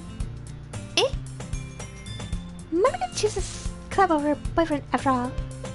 You're so strong-willed. Boyfriend? What on earth are you talking about? Monica quizzically glances at me. Never mind that. What held you up anyway? Well, my last period today was study hall. To be honest, I kind of just lost track of time. Ha ha ha. That makes sense, though. You wouldn't have heard the bell ring, at least. I must not have heard it since I was practicing piano. Piano? I wasn't aware you played music as well, Monica. I don't really. I kind of just started recently. I just wanted to learn piano. That's so cool. You should play something for us, Monica. That's... Monica looks at me. Maybe once I get a little bit better, I will. Yay! That sounds great. I also look forward to it. Is that so? In that case, I won't let you down, Calico. Monica smiles sweetly.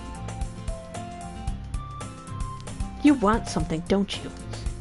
I didn't mean any pressure or anything like that. Huh, don't worry.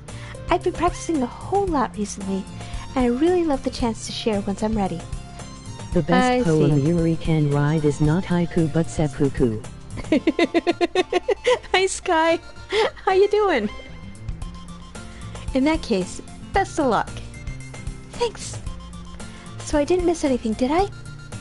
Not really. I choose to leave out Sayori's mischievous Emoji skull. escapade.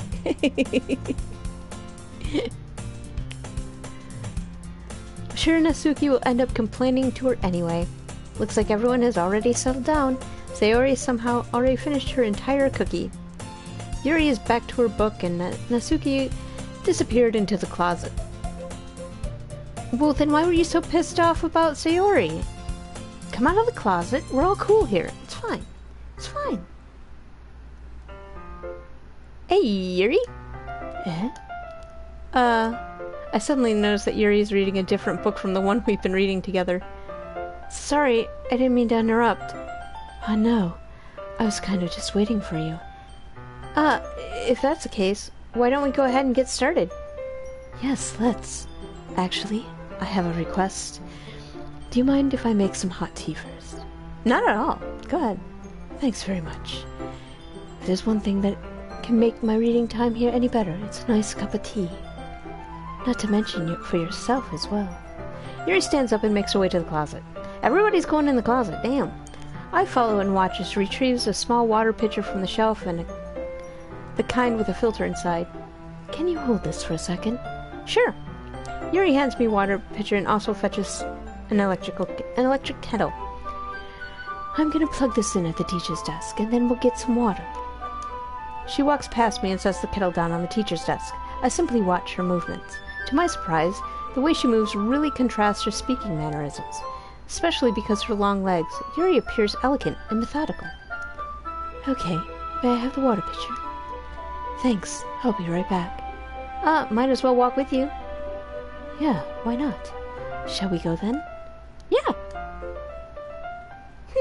Where are you two off to?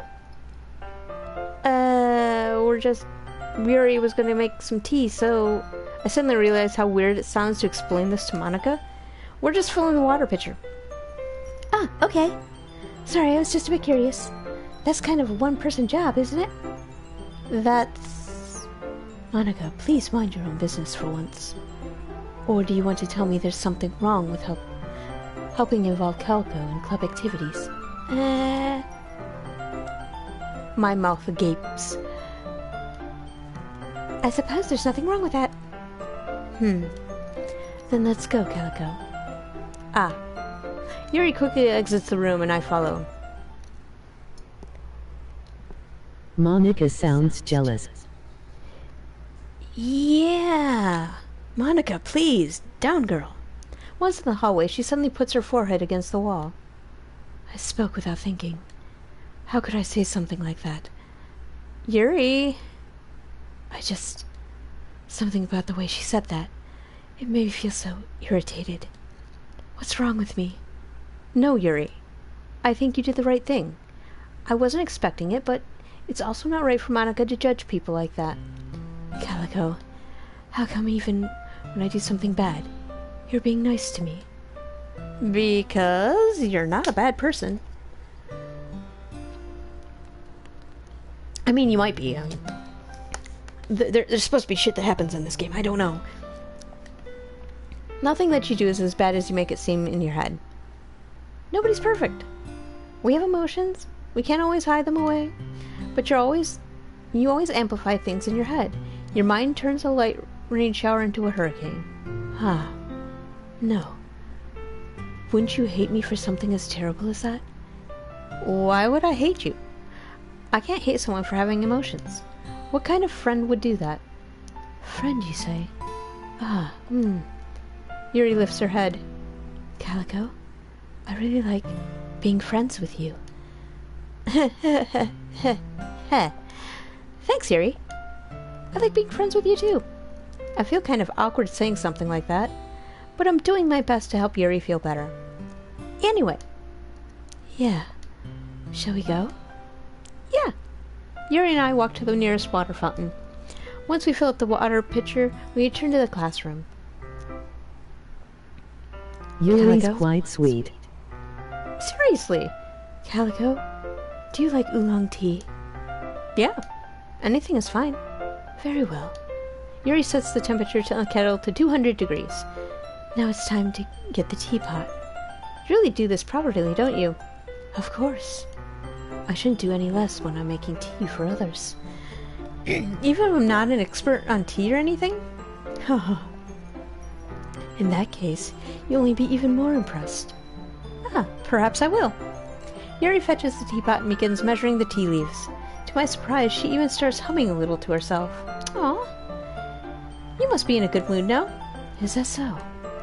I was letting it show. And you noticed. I was doing a bit of thinking, and I decided that I would try expressing myself a little bit more. You know, human emotions. It turns out that it's not very hard for me to do. When it's you who's around anyway. That's great, Yuri. You just don't push yourself too much. You always worrying about me, Calico. It's very endearing. Yuri wasn't kidding. I don't even know if I can keep up with this. I watch Yuri pour a cup of tea for each of us. Calico, I have another request. Do you mind if we sit on the floor today? Why is that? It's a little bit easier on my back.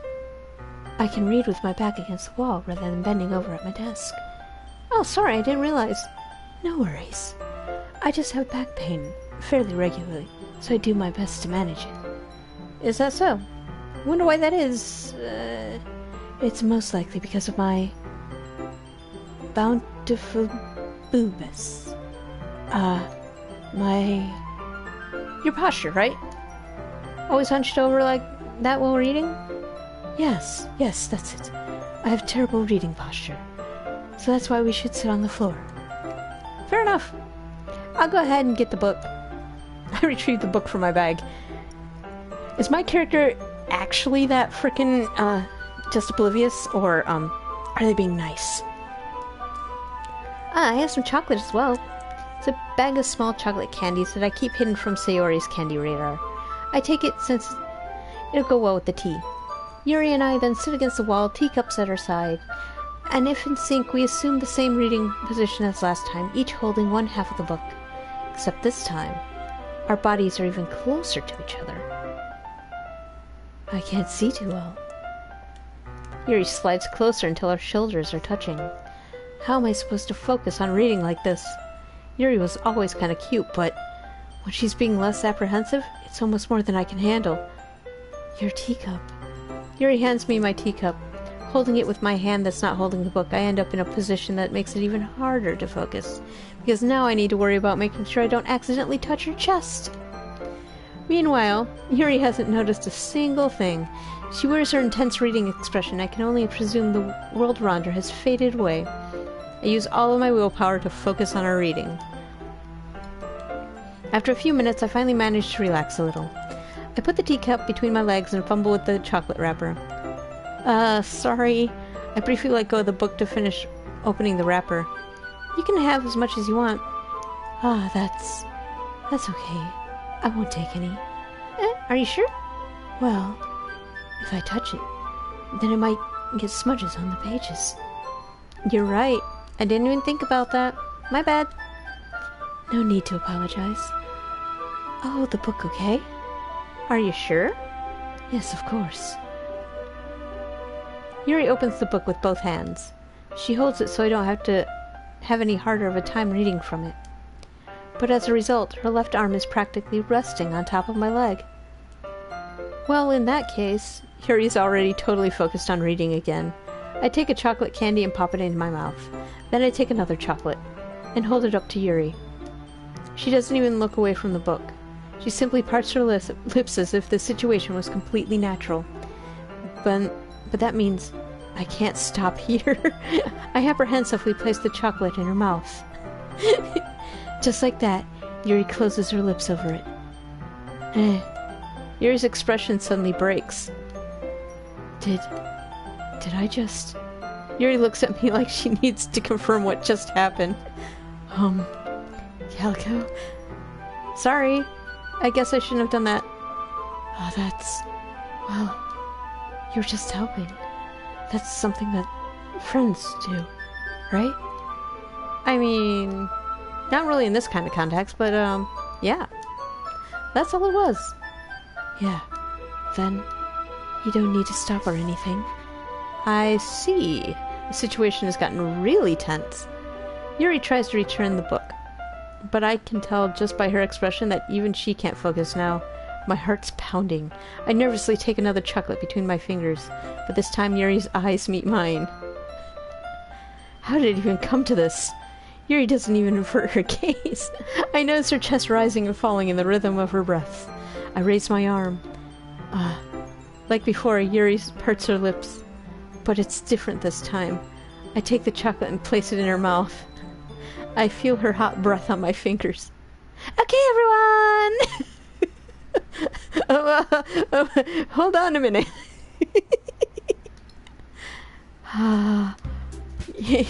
Yuri jolts back. It's time to share your poems! Calico, you can help Yuri put away the tea stuff, right? Yeah, of course. Okay, thanks. The spell is abruptly broken. I'll take care of the cups. Yeah. Yuri picks up the teacups from the floor. I pick up the bag of chocolates. In the end, we hastily clean up without so much as a word between us. I get the feeling this is something neither of us have the courage to bring up. Well, we're definitely going with Yuri first. I mean, come on. After the chocolate. Let's see what you've written for today. Monica totally didn't do that on purpose. Oh, absolutely not. No, the timing was just coincidence. Yuri stares at the poem with a surprised expression on her face. Do you like it? Calico. This one might be even better than yesterday's. How did you even pick up this so quickly? Just yesterday I was telling you the kind of techniques worth practicing. Maybe that's why. You did a good job of explaining. I really wanted to try giving it more imagery. Yuri visibly swallows. Even her hands appear sweaty. Chocolate? I'm not used to this. Used to what? I don't know. It's fine. Take your time. Yuri breathes and collects her thoughts. I know that Yuri likes to think she likes to think before she speaks, so I offer the patience to her. Yeah, just being appreciated like this, I guess. This probably sounds really stupid, but seeing someone motivated by my writing just makes me really happy. Can't you tell? Are you saying you've never shared your writing before? Yuri nods. Really, I don't believe it.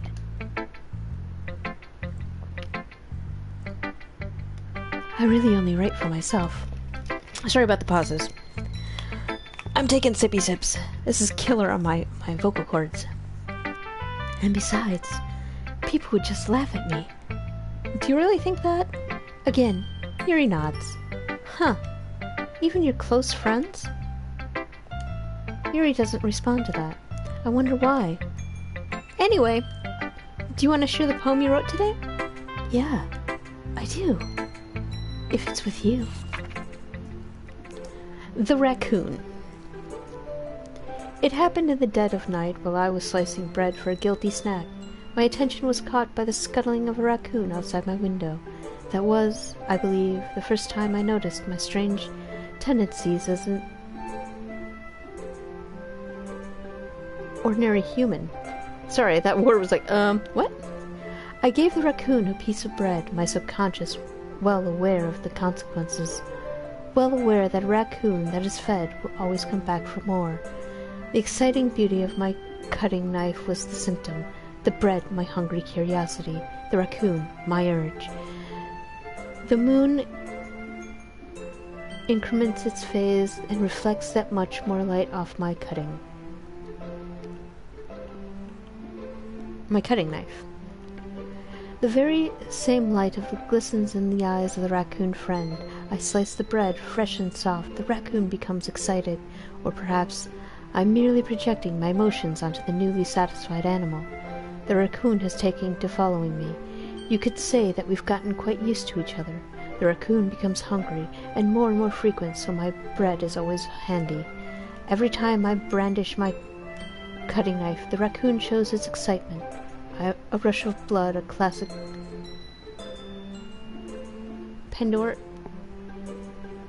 Pavlovian conditioning.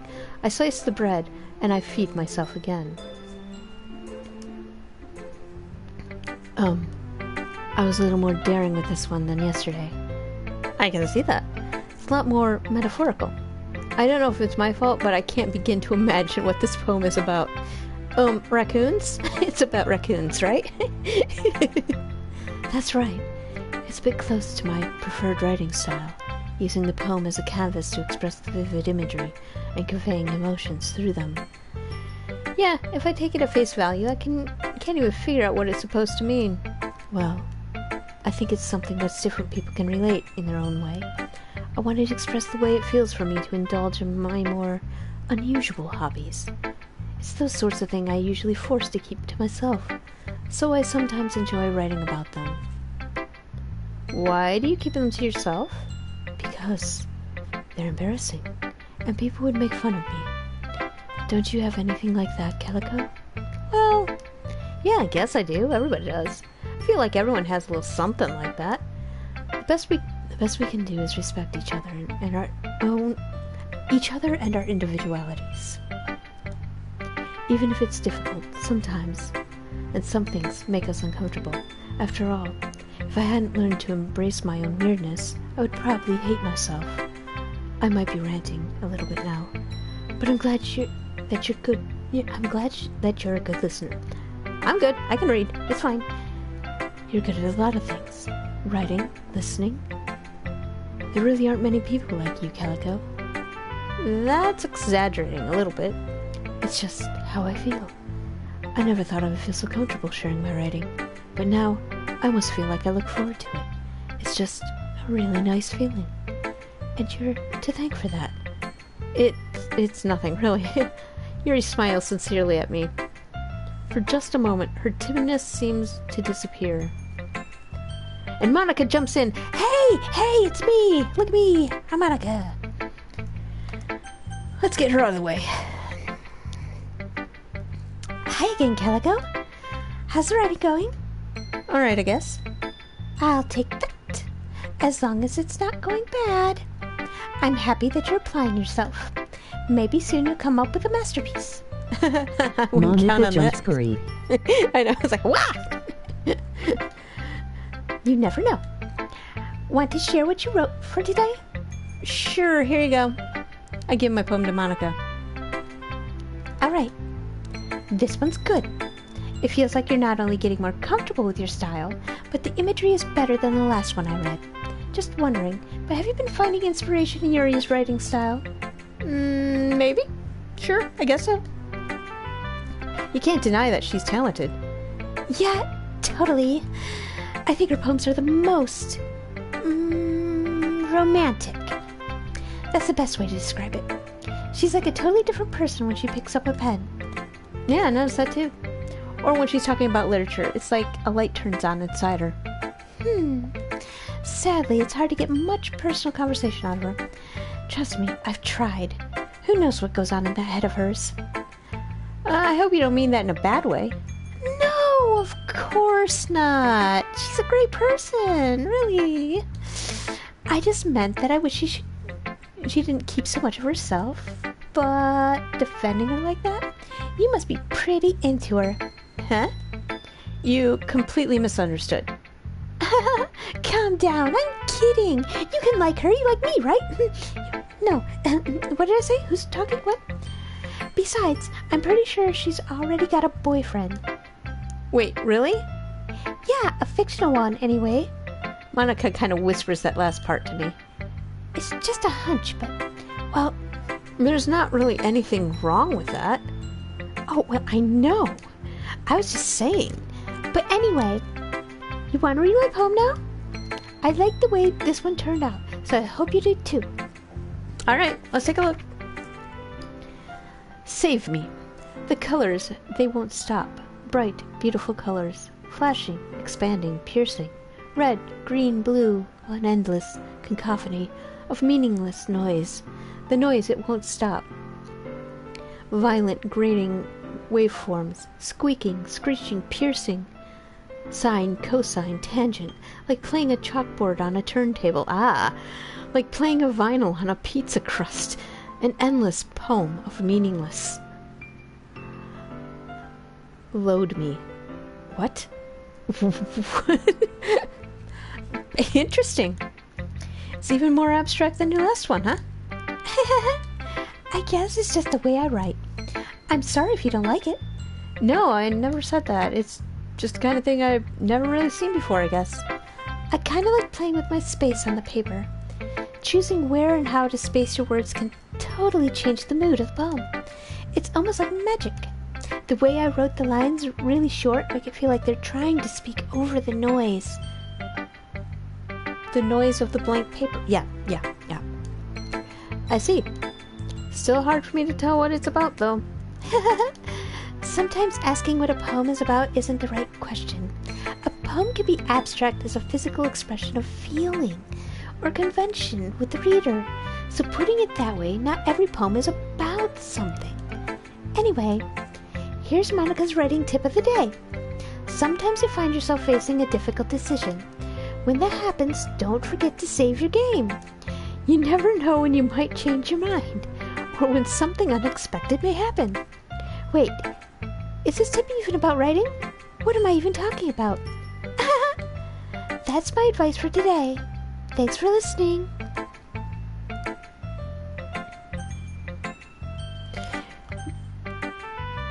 Monica 100 likes modern art. Yeah. Oh, you can actually go ahead and save. Alright. Nice. Perfect. So, Sayori or Natsuki? We'll do Natsuki. We'll save Sayori for last. I liked your last one better. Really? Well, yeah, I could tell you were a little more daring with this one. But you're really not good enough for that yet. It fell flat. It may be true, but I just wanted to try something different. I'm still figuring this out. I mean, I always like poems that aren't trying too hard. I hate when people try to sound fancy Wait, or add more you meaning haven't behind saved this entire time? Nope. add more meaning just by using annoying and complicated language. Just make it simple, cute, and to the point. You're used to head over heels for those cryptic nonsense, but I see right through it. The BS, huh? Making you really look so hard for all this deep meaning is just an excuse. Have no meaning at all. I guess that's one way to look at it. Well, everyone has their own opinion. But my opinion is the best opinion. I'm sure you figured that out already. Yeah, sure. You do you. Anyway, here's my poem. Maybe you'll learn something. Amy likes spiders. Okay. You know what I heard about Amy? Amy likes spiders. Icky, wriggly, hairy, ugly spiders. That's why I'm not friends with her. Amy has a cute singing voice. I heard her singing my favorite love song. Every time she sang the chorus, my heart would pound to the rhythm of the words. But she likes spiders. That's why I'm not friends with her. One time I hurt my leg really bad. Amy helped me up and took me to the nurse. I tried not to let her touch me. She likes spiders, so her hands are probably gross. That's why I'm not friends with her. What is this? Amy has a lot of friends. I always see her talking to people. She probably talks about spiders. Hold on. My controller's dying. Okay. Amy has a lot of friends. I always see her talking to people. She probably talks about spiders. What if her friends start to like spiders too? That's why I'm not friends with her. It doesn't matter if she has other hobbies. It doesn't matter if she keeps it private. It doesn't matter if she doesn't hurt anyone. It's gross. She's gross. The world is better off without spider lovers. And I'm gonna tell everyone. No, that's just mean. I love spiders. So you know what?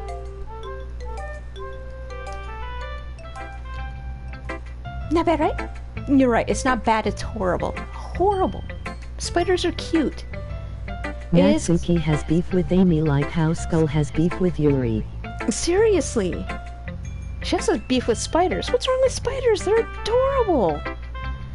It's quite a bit longer than yesterday's. Yesterday's was way too short. I was just warming up. I hope you didn't think that was the best I could do. No, of course not. No. Anyway, the message is pretty straightforward in this poem. You hate Amy because she likes spiders. I doubt I have to explain it. No, you're good. You're good. Sometimes you can explain complicated issues with much simpler analogies. And it helps people realize how stupid they're being. Like, I held a tarantula when I was younger once. I actually had a pet tarantula when I was younger. His name was Meachum. He was adorable. Like, anyone agree to the subject of this poem is such an ignorant jerk. Do you know people like that? Of course, it's about how everyone thinks that doesn't matter. It can be about anything. Cool. I wrote it to be easy to relate to. Everyone has some kind of weird hobby or guilty pleasure. Something that you're afraid of. If people find out, they'd make fun of you and think less of you. But that just makes people stupid. Who cares what someone likes, as long as they're not hurting anyone, and it makes them happy? I think people really need to learn to respect others for liking weird things. But you just said you hate Amy for liking spiders. How is that an analogy for acceptance? What? I'm confused. That's funny. Yuri wrote about something similar today. Huh? Did you say Yuri? Yeah. You've met Yuri, right? Yeah. She said her poem was about an unusual hobby of hers. I didn't really get it, but she said something similar to you. And that people shouldn't make each other feel insecure about these things. Really? Well, I mean, Yuri's pretty weird, so I wouldn't doubt she has some weird hobbies. Not that there's anything wrong with that. It's not like I would judge her or anything. Natsuki has trouble finding words. I guess I should try not to be so mean to her. She feels insecure about her weird behaviors and stuff. I mean, I always hate people who make me feel insecure, and Yuri makes me feel insecure yesterday. But the way you put it, it sounds like she's learned her lesson. Well, I would say so. Even if her writing style is really different, I'm sure she appreciates the message in your poem. It's what I do best, after all. I don't like writing unless there's a good message to take away from it. Like, conveying emotions is important. But I want to make people think, not just feel. Remember that. I'm going to write a good one for tomorrow, too, so look forward to it. Are we supposed to do this? I mean, nothing was said about writing more poems. Sayori, you're up next. Ew! I like this one, Calico. It has a mixed feeling to it. I'm glad. Does that mean it's better than yesterday's? Let me think. I don't know. I guess I like them both. That's not very helpful, you know. Well, I'm not really good at figuring it out, so if poems are good or bad, but that's why I just go by my heart. It makes me feel things, then it must be a good poem. I'm not sure exactly that's how that works. Then again, I guess conveying feelings is a pretty important part of this whole thing. Yeah, maybe. Honestly, I don't know what kind of writing you like in the first place. Yeah, me neither. I just know that I'm here and I'm happy to be here. Jeez. Why don't you at least try giving it some thought? You want to write something for me? That's so sweet. Yeah, right. But you're always thinking about the other people. You need to think about yourself once in a while. If you don't, you might end up getting hurt at some point. Well, I don't really know what you mean, but I'll try to keep it in mind. Whatever. Anyway, let's see. I guess I like happy poems. Wait, sometimes I like sad poems too. Sometimes a little bit of both. There's a word for that, right? Sayori has a singular brain cell that bounces in her head like the DVD screensaver. And everybody cheers when it hits the corner. Yes. Yes. That's when the neurons actually fire and actual thought happens. What's the word I'm looking for? Bittersweet. Yeah. I like things that are happy and things that are sad. Happy and sad. I can't see you liking Yes. something sad, Sayori. Well, I like happy the most. But sometimes when you're having a little rain cloud in your head, a sad poem can help you give the rain cloud a little hug. Oh, good. Yes, you hug your rain cloud. You hug your cloudy brain. It's hard to hate you, Sayori. And make a nice happy rainbow. That's not how they're made. You know, it's fine. It's fine. Sayori, that's unexpectedly poetic. Is it? Maybe I'm getting better at expressing my feelings after all. Thanks, Calico. I should go write that down then. You can read me my poem now. Okay. Bottles. I pop off my scalp like the lid of a cookie jar. It's a secret place where I keep all my dreams. Little balls of sunshine all rubbery together like bundle of kittens. I reach inside with my thumb and forefinger, pluck one out. It's warm and tingly, but there's no time to waste. I put it in a bottle to keep it safe, and I put the bottle on the shelf with all the other bottles. Happy thoughts, happy thoughts, happy thoughts and bottles all in a row. My collection makes me lots of friends. Each bottle a starlight to make amends. Sometimes my friend feels certain way. Down comes a bottle to save the day. Night after night, more dreams. Friend after friend, more bottles. Deeper and deeper my fingers go. Like exploring a dark cave, Hi. discovering the secrets hiding in the nooks and crannies. Hello, welcome. Digging and digging, scraping and scraping, I blow dust off my bottle caps.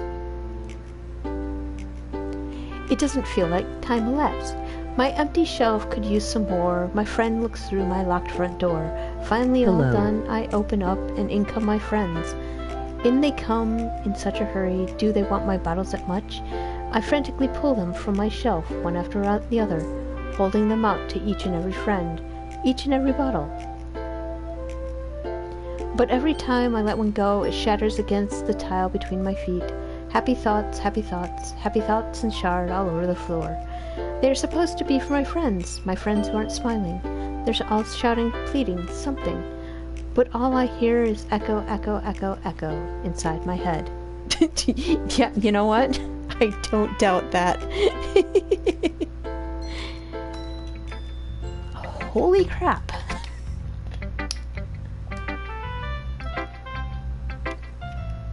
Sayori, did you really write this?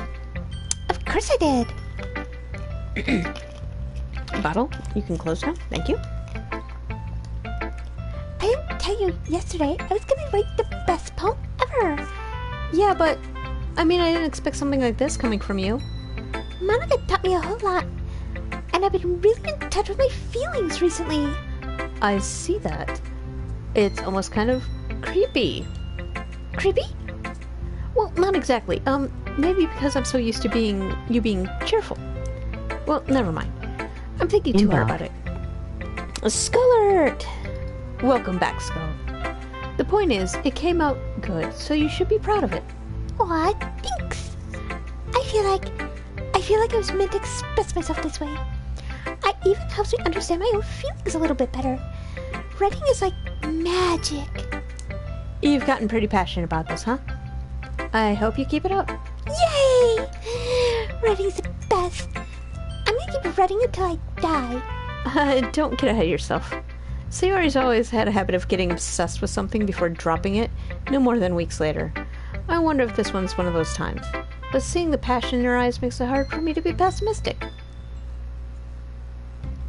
Okay, everyone. I told the doctor avoid Yuri. He said, man, what a slut. You missed the chocolate, man. What did I miss? There was chocolate, man. There was chocolate.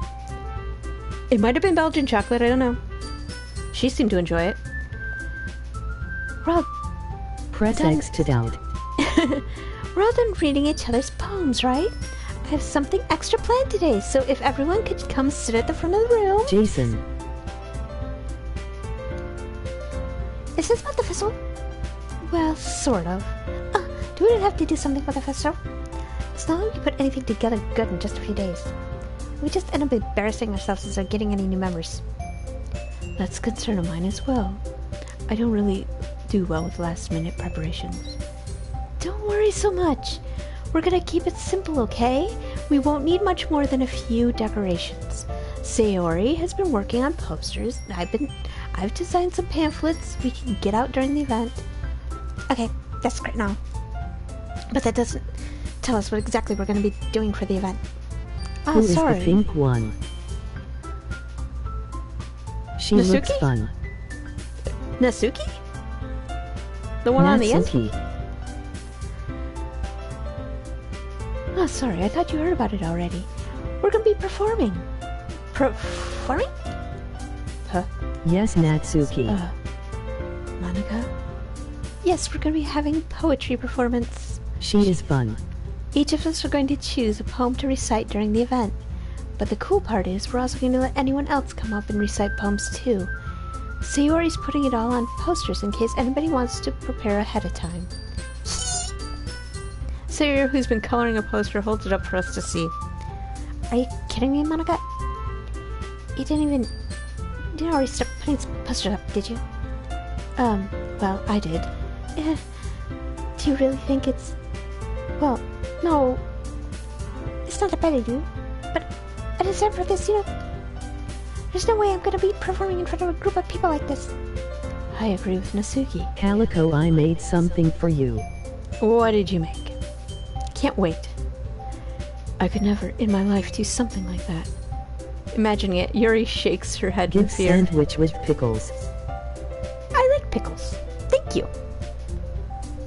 Guys! No, Sayori. I understand where they're coming from. Remember that Natsuki and Yuri have never shared their poems with anyone until just a couple days ago. Natsuki has beef with some girl named Amy, like how you have beef with Yuri. Exactly. All because Amy likes spiders. Can you imagine hating someone because they like spiders? I can understand that. What?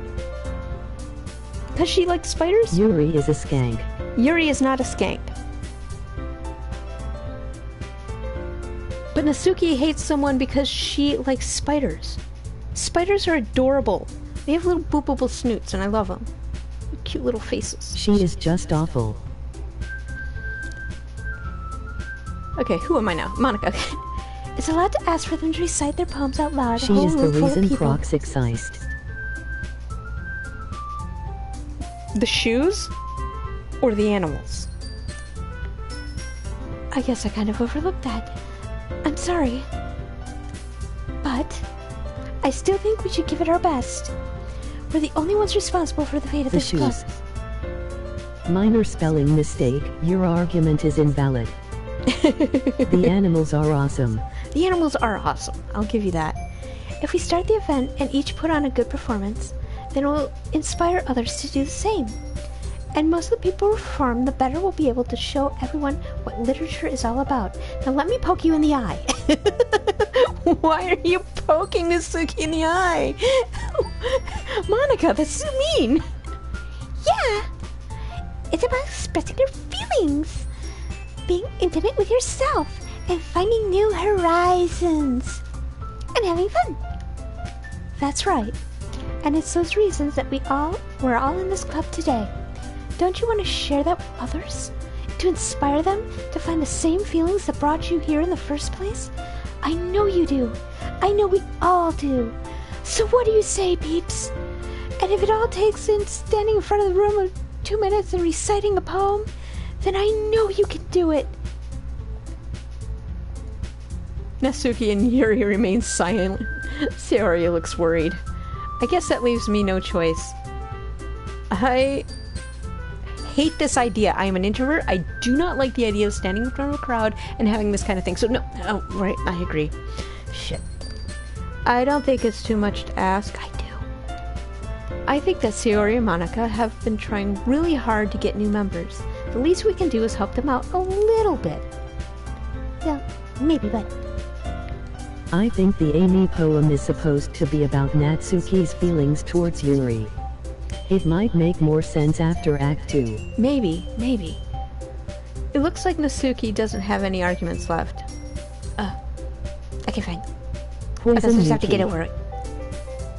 I'm not gonna poison Yuki! Or Yuri. It is. Alright! Yuki. Yuki. Yes, it's Yuki now. It's now canon. Her name's Yuki. Phew. Thanks, Should I Mitsuki. eat prepare?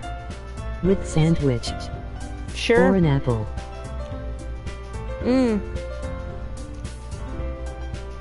All of the above. You need to have your fruits and sandwiches. What about you, Yuri? Yuri dejectedly Or glances both. around to everyone Nah, else's Yuki's expectant the big faces. leg Yuri. The wish.com, Yuri.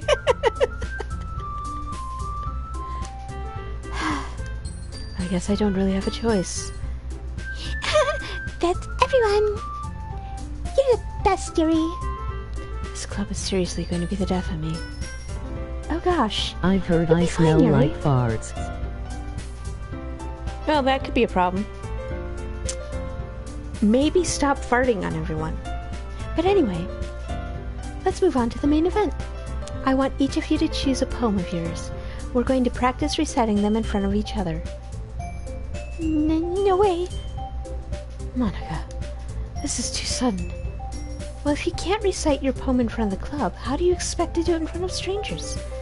Oh no, I'm gonna vomit. Don't worry. I'll start off to help everyone feel a little more comfortable. Can I go next? Of course. Now let's see. Monica flips through a notebook to the specific poem she has in mind for herself. She then stands behind the podium. The title of this poem is The Way They Fly. Ahem. Monica begins reciting her poem. Her clear, confident voice fills the room. More than that, her inflection is pristine. Calico. Yes.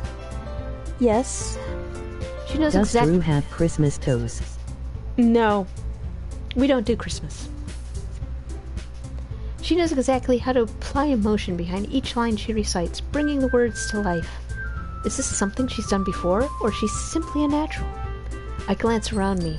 Everyone has their eyes on Monica. Sayori looks amazed. Yuri has an intense expression on her face that I don't understand. Finally, Monica finishes the recitation. The four of us applaud. Why not? We aren't obsessed with toes like you are, man. Monica takes a breath and smiles. That was so good, Monica. Thank you very much. I was just hoping to set a good example. Are you ready to go next, Sayori? I'll go next. Yuri's fired up all of a sudden. Yuri clutches a sheet of paper between her hands and stands up. Keeping her head down, she walks quickly over to the podium. This poem is called... Yuri anxiously glances at each of us. You can do it, Yuri. It's called After Image of a Crimson Eye. Yuri's voice shakes as she starts reading the poem. My obsession started because of you. Because of me? What did I do? Just a moment ago, she's practically refused to do And this. your mustard. No, you had the mustard. Mustard was all your thing. Why is she suddenly putting in so much effort? As Yuri gets past the first couple of lines, her voice changes. Almost like what happens when Yuri gets absorbed in her books. Her quivering words transform into sharp syllables and fierce and confident woman. The poem is full of twists and turns and structure that she enunciates with perfect timing, as I cannot. This must be a rare glimpse into the whirling fire Yuri keeps concealed inside her I head. asked Sky to drink milk from my belly, but I missed it weird. Only if she says no. Suddenly, she's finished. Everyone is stunned. Yuri snaps back into reality and glances around her as if she's bewildered even herself. It's up to me to save the situation. I'm the first to start applauding. Everyone joins me She afterward. said no. Then if you push the issue, it becomes weird. Everyone joins me afterward, and we give Yuri the recognition she deserves. It's not that we didn't want to applaud for her, but we were caught so off guard that we must have forgotten. As we applaud, Yuri holds her poem to her chest and rushes back to her seat. What do I do? Forget the whole thing. Just What do I say back? say, okay, that's fine. No milk then. Yuri, that was really good. Thank you for sharing. It looks like Yuri is down for the count. Okay, I'm getting next then. Sayori hops out of her chair and cheerfully walks to the podium. This one's called my meadow. Sorry, I giggled. Sayori? It's a lot harder than I thought. How did you guys do it so easily? Try not to think like I you're said okay, reciting to no other milk people. then just water. Try to remove the belly button from the equation, Skull. Just remove it. She punched me. Fair. That's fair. The belly button was too much. Try not to think of it like you're reciting to other people. Imagine you're reciting to yourself, like in front of a mirror, or in your own head. It's your poem, so it'll come out the best that way. I see. I don't get it. Okay then. Sayori begins her poem. Somehow it feels like her soft voice was made as a perfect match. The poem isn't aimlessly cheery like Sayori is. It's serene and bittersweet. If I were to read this on paper, I probably wouldn't think much Kiss of her. it. I'm not gonna kiss her. But hearing it comes from Sayori's voice almost gives it a whole new meaning. Maybe maybe this is what Sayori meant when she said she likes my poems. It's like I get to reach more deeply into someone I thought I knew and knew through and through. Sayori finishes, and we applaud.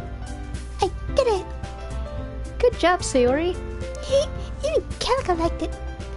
I You guess that's a kiss good Yuri sign. then. Yeah, Skull, you kiss Sayori. What does that even mean? It came out nicely, Sayori. The atmosphere of the poem fits you really nicely, but it might be that other poems wouldn't work quite well with that kind of a delivery. I don't really understand. In other words, I've seen poems of yours that were sort of gentle delivery wouldn't work as well. They might need a little more force behind them, depending on what you're reading. Oh, I know what you mean. Well, I've been practicing that kind I of thing. can't. It's just embarrassing to I'm do it in getting front of married. anyone. You are. And it might be weird for Sky to walk in and you're kissing the screen. It'd be, the TV. It'd be weird. The next time, I'm gonna make you pick a poem that challenges you a little more. We don't have much time before the festival, you know? Okay! Now, who's next? Nasuki? Don't make me go up there before Calico. It's not like I can compare to you guys anyway. Might as well tell Calico to lower everyone's standards a little before I have to do it. Thank you! Thank you. Your vote of confidence is overwhelming. Nasuki? It's fine. I know I can't do this shit. It's fine.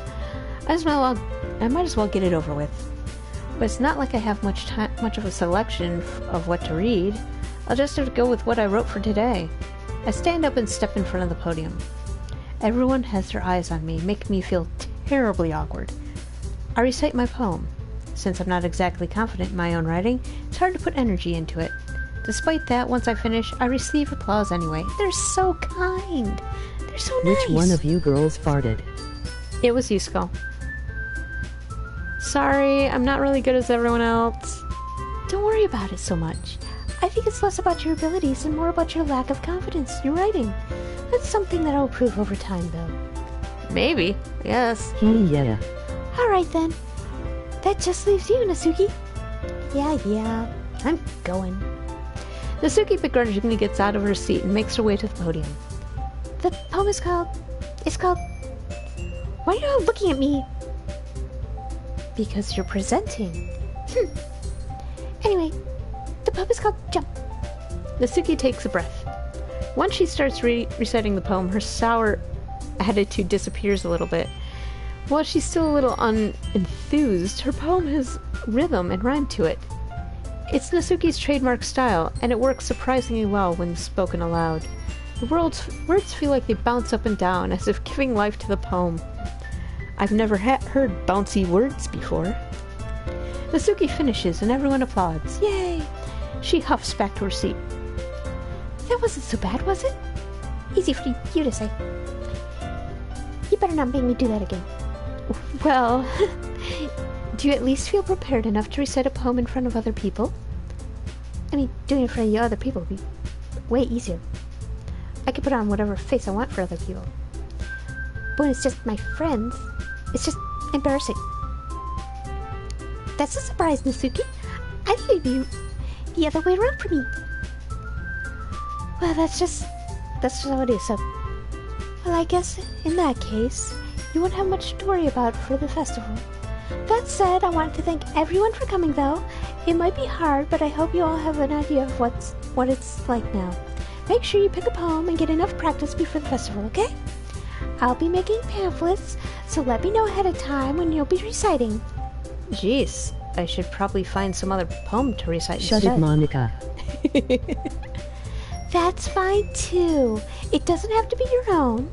I'm already pleasantly surprised that you're putting in all this effort for the club. It makes me really happy. Dude, put the skirt down. Skirt down. Down. This is YouTube. We can't show that. Yeah, no problem. Okay, everyone. I think that's about it for today. I know the festival is coming up, but let's try to write poems for tomorrow as well. It's been working out really nicely so far, so I'd like to continue that. As for the festival, we'll finish planning tomorrow, and then we'll have the weekend to prepare. Monday's Monica the big really day. wants you. She does. No shame in that one. I can't wait. I can do this. I can do this. Alright. I stand up. There's no way I'll be able to find the same enthusiasm as Sayori and Monica, but I'll do my best to get through it. If that's it for the sake of the club and impressing Monica, then I'll have to do my best. Ready to go, Sayori? Yep. Look at you. Monica, I was we going all home know together you like sense this. pick on the toilet. It's kind of adorable, isn't it? Again, with the skirt, put it down. Down, Monica. Damn, girl. Jeez, guys. Don't make such a big deal out of it. It must be a little nice, though. Well, how am I supposed to respond to that? It's okay, Calico. Showing off her butt again. You don't have to say it. Whatever, let's just go already. This is awkward, please. I walk home with Sayori once more.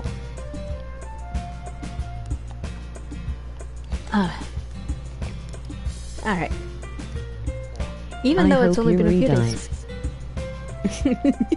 You're so mean, Skull.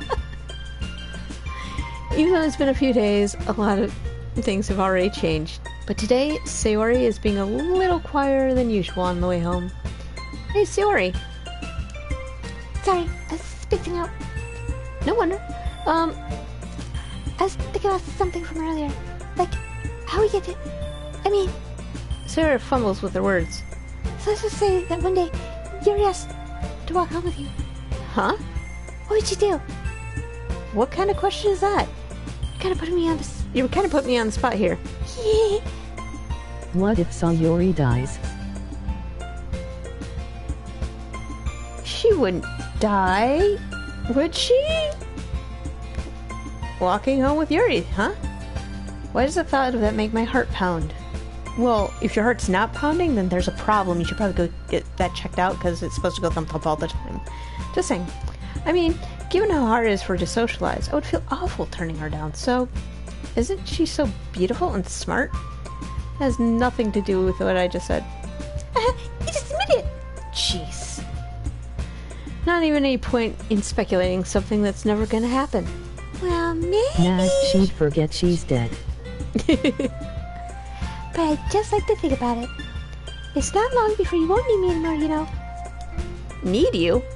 Sayori, I can't figure out how you're seeing things in your head right now.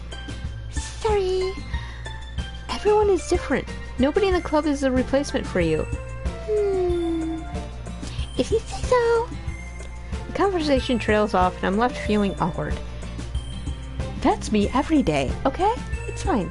But it's kind of her fault for trapping me with such a weird question. I can't just lie to her.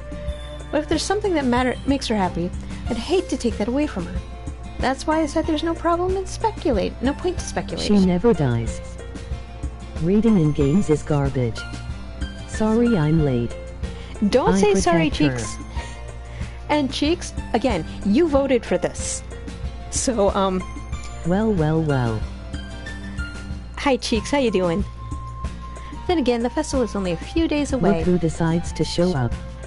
Who knows what will happen in that time? No tea for you. Skull.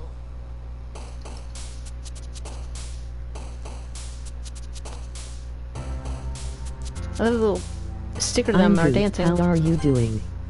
Puts on Foz mask.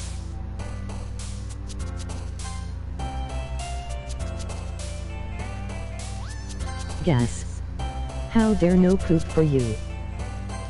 No pink eye today. No pink eye today. Oh man.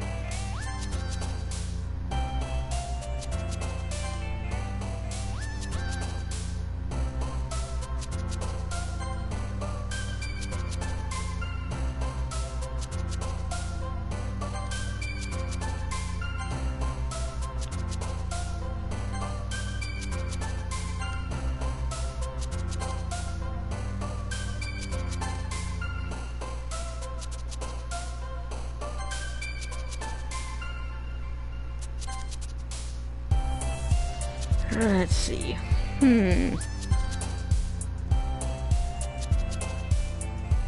Available.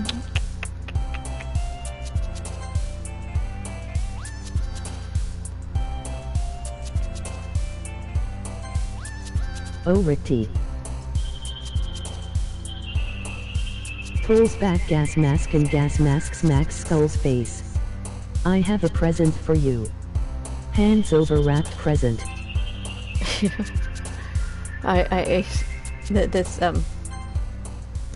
This scares me. This scares me, man. You and your presents. Oh, man. I'm the last one here again. Don't worry, I just walked in too. Were you practicing piano again? Yeah. You must have a lot of determination. Starting this club and now picking up piano. Well, maybe it's not determination, but I guess passion. I remember the club wouldn't be here if it wasn't for you all. And I'm super happy that you're all willing to help out with the festival too. Open it. I can wait for the festival. It's gonna be great. Weren't you complaining about it just yesterday, Natsuki? Well, yeah. I'm not talking about our part of the festival. Monika's an overachiever. Definitely an overachiever. But it's a whole disco where we get play and eat all kinds of delicious food. You sound a bit like Sayori all of a sudden. Monica, do you usually have fried squid? Open it. What is it? Squid? That's a pretty specific thing to look forward to. Oh, come on. Are you saying you don't like squid? You of all people? I didn't say that I didn't like it. Besides, what do you mean by you of all people? Because it's right in your name. Ika. Eh? A skirt down, Monica. Monica, you too. Okay. That's not how you say my name at all. It's a picture of your dead cookie and another cookie in Skull's mound.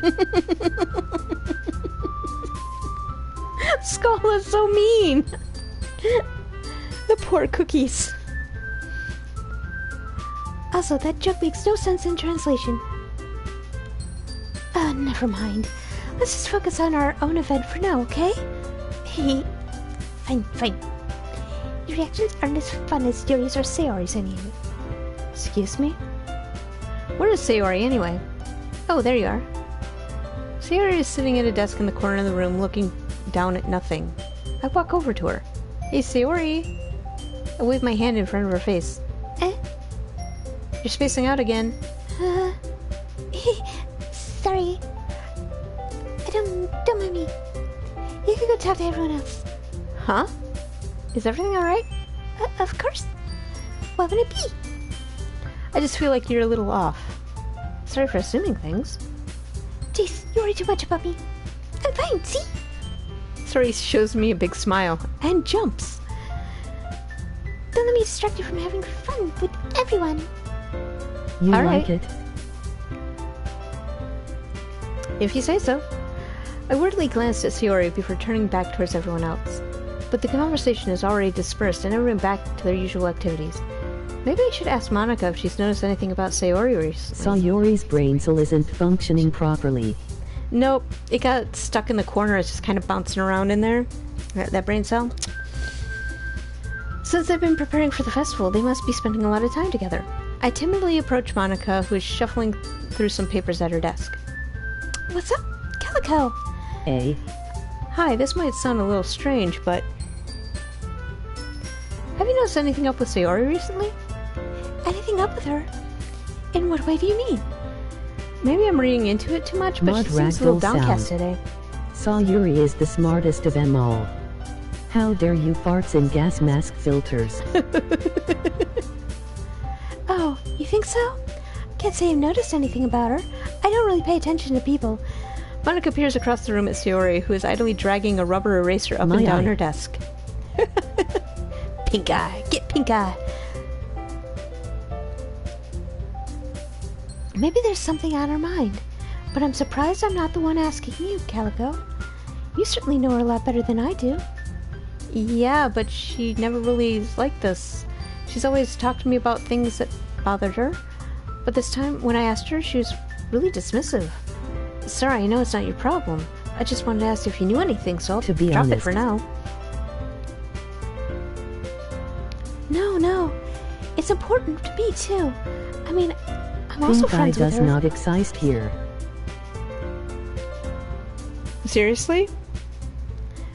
Pink eye exists everywhere, man. And I also care about the well-being of my club members, you know? Maybe I'll try talking to her myself. Are you sure about that? She seemed like she wanted to be left alone. Are you sure? Maybe she just had a hard time bringing it up with Yes. the person of interest. Person of interest. What do you mean by that? I'm saying that I've maybe never the thing seen on her anyone mind with is it. you, Calico. Well, do you think maybe they've hidden it from you? They hide their pink eye? Me? How on earth would you come up to that conclusion? Well, I probably shouldn't say too much, but Saori talks about you more than anything else, you know? Huh? She's been so much happier ever since you joined the club. It's like an extra light has been turned on inside of her. What? Nani? No it. Saori is always like that. She's always been full of sunshine. She's not any different now than it's always been. You're so funny, Calico. Have you thought that maybe you've always seen her so cheerful? Because that's how Monica, I have a present for you. how she is when she's around you? My fists of justice. Fists of justice?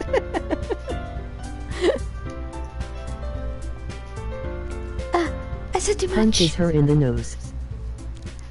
I'm sorry. What do I know anyway? I didn't mean to jump to conclusions, so you should just forget about what I said. I'll try to talk to her, so try not to think about it for now, okay? Alright. Monica smiles meaningfully. I know she said to forget about it, but I already know that I won't be able to get her words out of my head. Monica stands up from her desk and walks across the room to where Saori is sitting. I watch her kneel down next to Saori and gently talk to her, but she keeps her voice so quiet I can't hear her from here.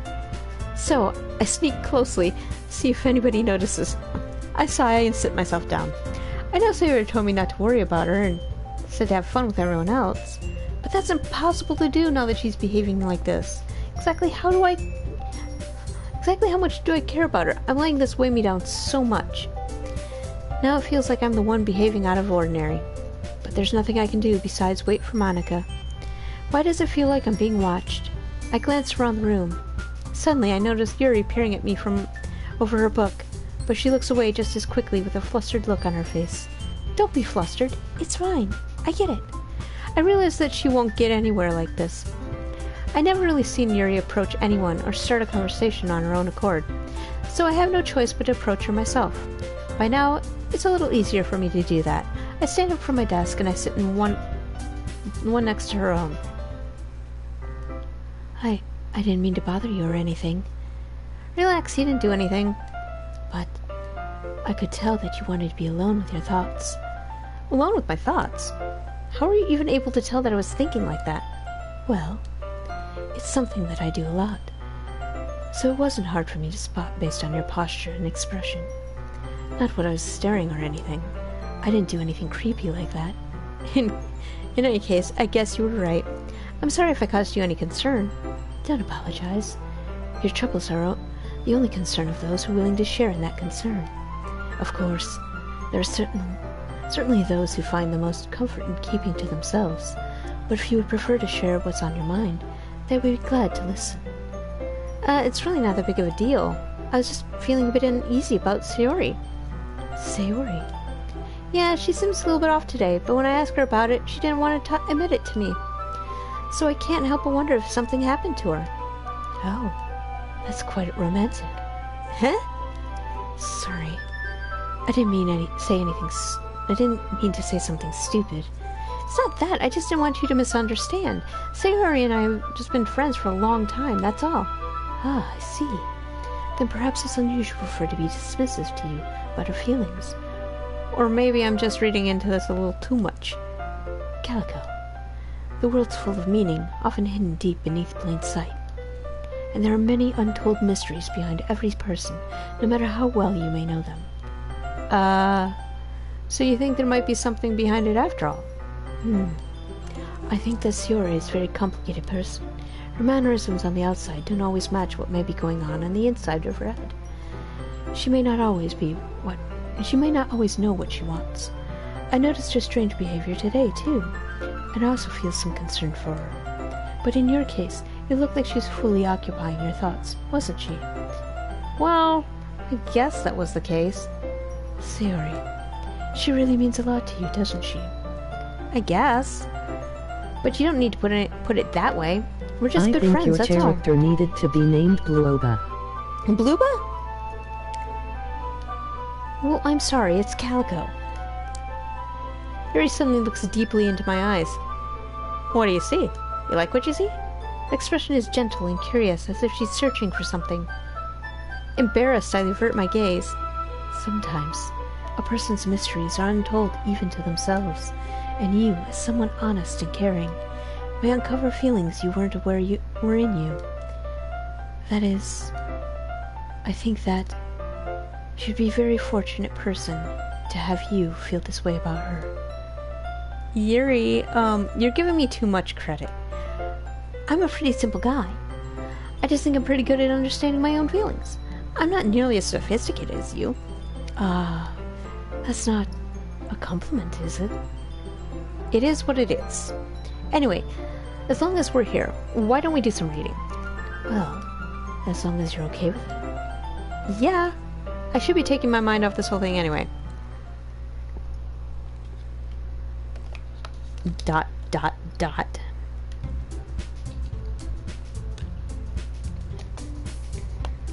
Okay, everyone.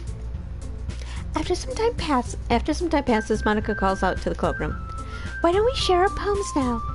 Before I know it, everything is back to normal. Everyone goes to retrieve their poems, and I do the same. I make eye contact with Monica, and she smiles at me. I wonder what she was talking about with Sayori.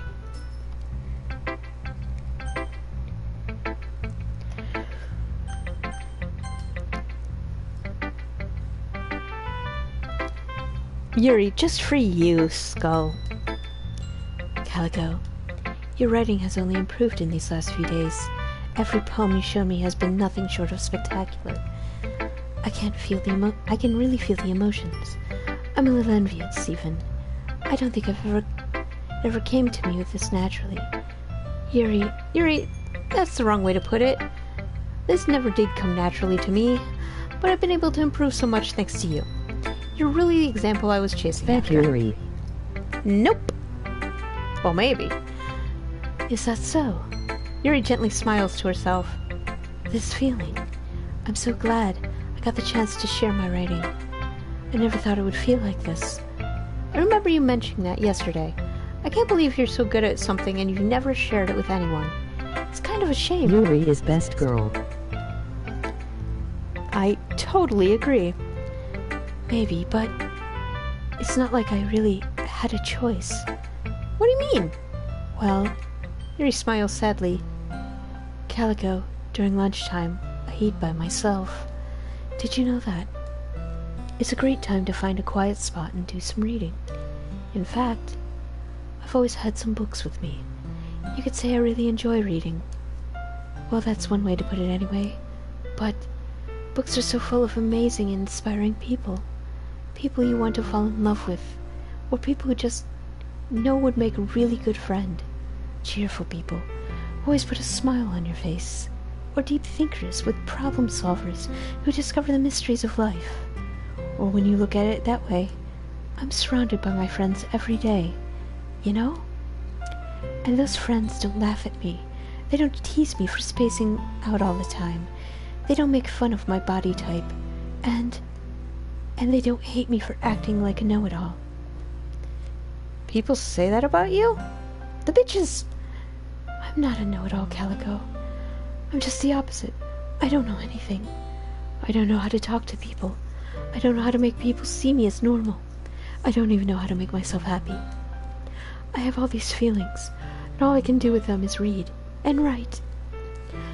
But it wasn't until now that I started sharing it with you that I really understood what was missing all this time.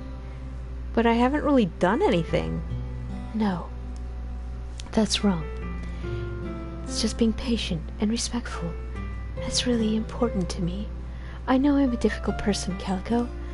I speak too slowly. I second-guess myself all the time. I read too deeply into Hey things. Yuri, look here, a poem bam bam poof bam mach skull stop in sorry fire a trucks never stop bam pow cow. You good, Skull? But every time, you've always treated me just like anyone else. It's so rare that I feel comfortable with myself when I talk to others. But that's every time I talk to you. I just feel happy. I see. Well, I treat you how you deserve to be treated, Yuri. And if other people don't see it that way, then screw them. Exactly. I mean, I joined this club hoping I would make friends. He had a stroke, I think. I think so, yeah. And I would say I've had at least one success. Wouldn't you? If you put it that way, yeah. What happened? I don't know. You back with us, Skull? Do you smell toast? We really are friends now, aren't we? Yuri puts her head in her hands. But this time she's smiling as she does it. Do you want to show me your poem? Screw Yeah. you. I do. Alright. Let me get it for you. Ghost Under the Light Part 2. The tendrils of my hair illuminate breath of the ember of glow. Bathing. In a distance a blue-green light flickers. A lone figure crosses a path, a silhouette obstructing the eerie glow. My heart pounds, the silhouette grows, closer, closer. I open my umbrella, casting a shadow to shield me from visibility, but I am too late. He steps into the street light. I gasp. I drop my umbrella. The light flickers. When My is there heart something pounds. exciting in this game? He raises his arm. Time stops. Where is the open world I was promised? Who promised you an open world? Again. Skull. You chose this game. Time stops. The only indication of movement is the amber light flickering against his outstretched arm. The flickering light is in rhythm with the pounding of my heart, teasing me for succumbing to this forbidden emotion. Have you ever heard of a ghost feeding warmth before? Giving up on understanding, I laugh. Understanding is overrated. I touch his hand, the flickering stops. Ghosts are blue-green, my heart is amber. Finishing the poem, I start to hand it back to Yuri, but instead of taking it from me, she looks away. Do you dislike it? No, of course not. I just don't really know how I should respond. Despite Yuri's poems usually being cryptic, it wasn't hard to figure out what this one was about. I don't know if I'll be able to explain this one. That's fine. I understand this one. Squeak! Yuri is having an even harder time speaking than usual. Does this one mean a lot to you? Yuri nods. I'm not really good with words, but I'm happy that you shared it with me. So thank you. I said what? And I hope we keep spending time together. Despite my inability to make eye contact, I see a faint smile emerge from Yuri's lips. I once again try to hand the poem back to her, but instead Yuri gently takes my hands Doki Doki is an open-world RPG like God of War combined with Red Dead Redemption. I did not! I absolutely did not! I actually offered to play God of War. And all of you were like, no, play Doki Doki. So here's Doki Doki. I hesitate in response to her warm touch. You can. Doki Doki Souls. The poem is... Once again, Yuri fails to form a complete sentence. Not you mean I can keep it?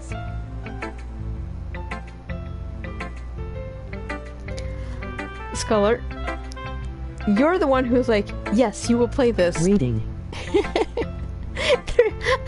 It's nothing but reading. And I know you hate just reading games. I don't know. Blah blah. You mean I can keep it? Yuri nods. I love to. Again, Yuri faintly smiles as if she doesn't want me to notice. You always make me feel nice. I know I'm not good with people, but I hope that I can return the favor sometime. Yeah, don't worry. I think you do a good job. Yuri finally turns back towards me. I guess we should move on before Monica says something. But I'm sure we can talk again later. Yeah, I'm sure we will. With that, Yuri timidly smiles at me and I return to my seat. Yuri's pants is wet. She peed. No, that was you, Skull. With that, Yuri timidly smiles at me and I return to my seat so I can put her poem away. This game is killer on my throat. Jesus.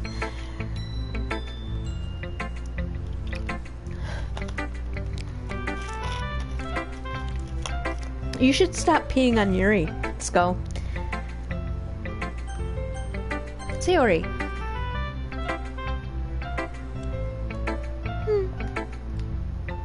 It's nice, I guess. Sayori. Come on. Sayoro. I can already tell you don't like it. Yes. Well, you don't need to worry about what I think. After all, you wrote this for someone else, didn't you? Probably Yuri. Huh? I didn't write this for anyone specifically. Maybe. That's not really what I meant, though. But it's okay. You're making new friends, just like I was hoping. That makes me really happy. And you're happy too, right? In this club? Well, of course I am. Good! That's all that matters to me. Thank you, Calico. Sayori, is there something wrong? Huh? No, nothing. You look convincing. You so look convincing. I'm just a little tired today. Alright. Just tell me if you need anything. I will. Don't worry about me, okay? You can go play with everyone else now. If you insist. Yay!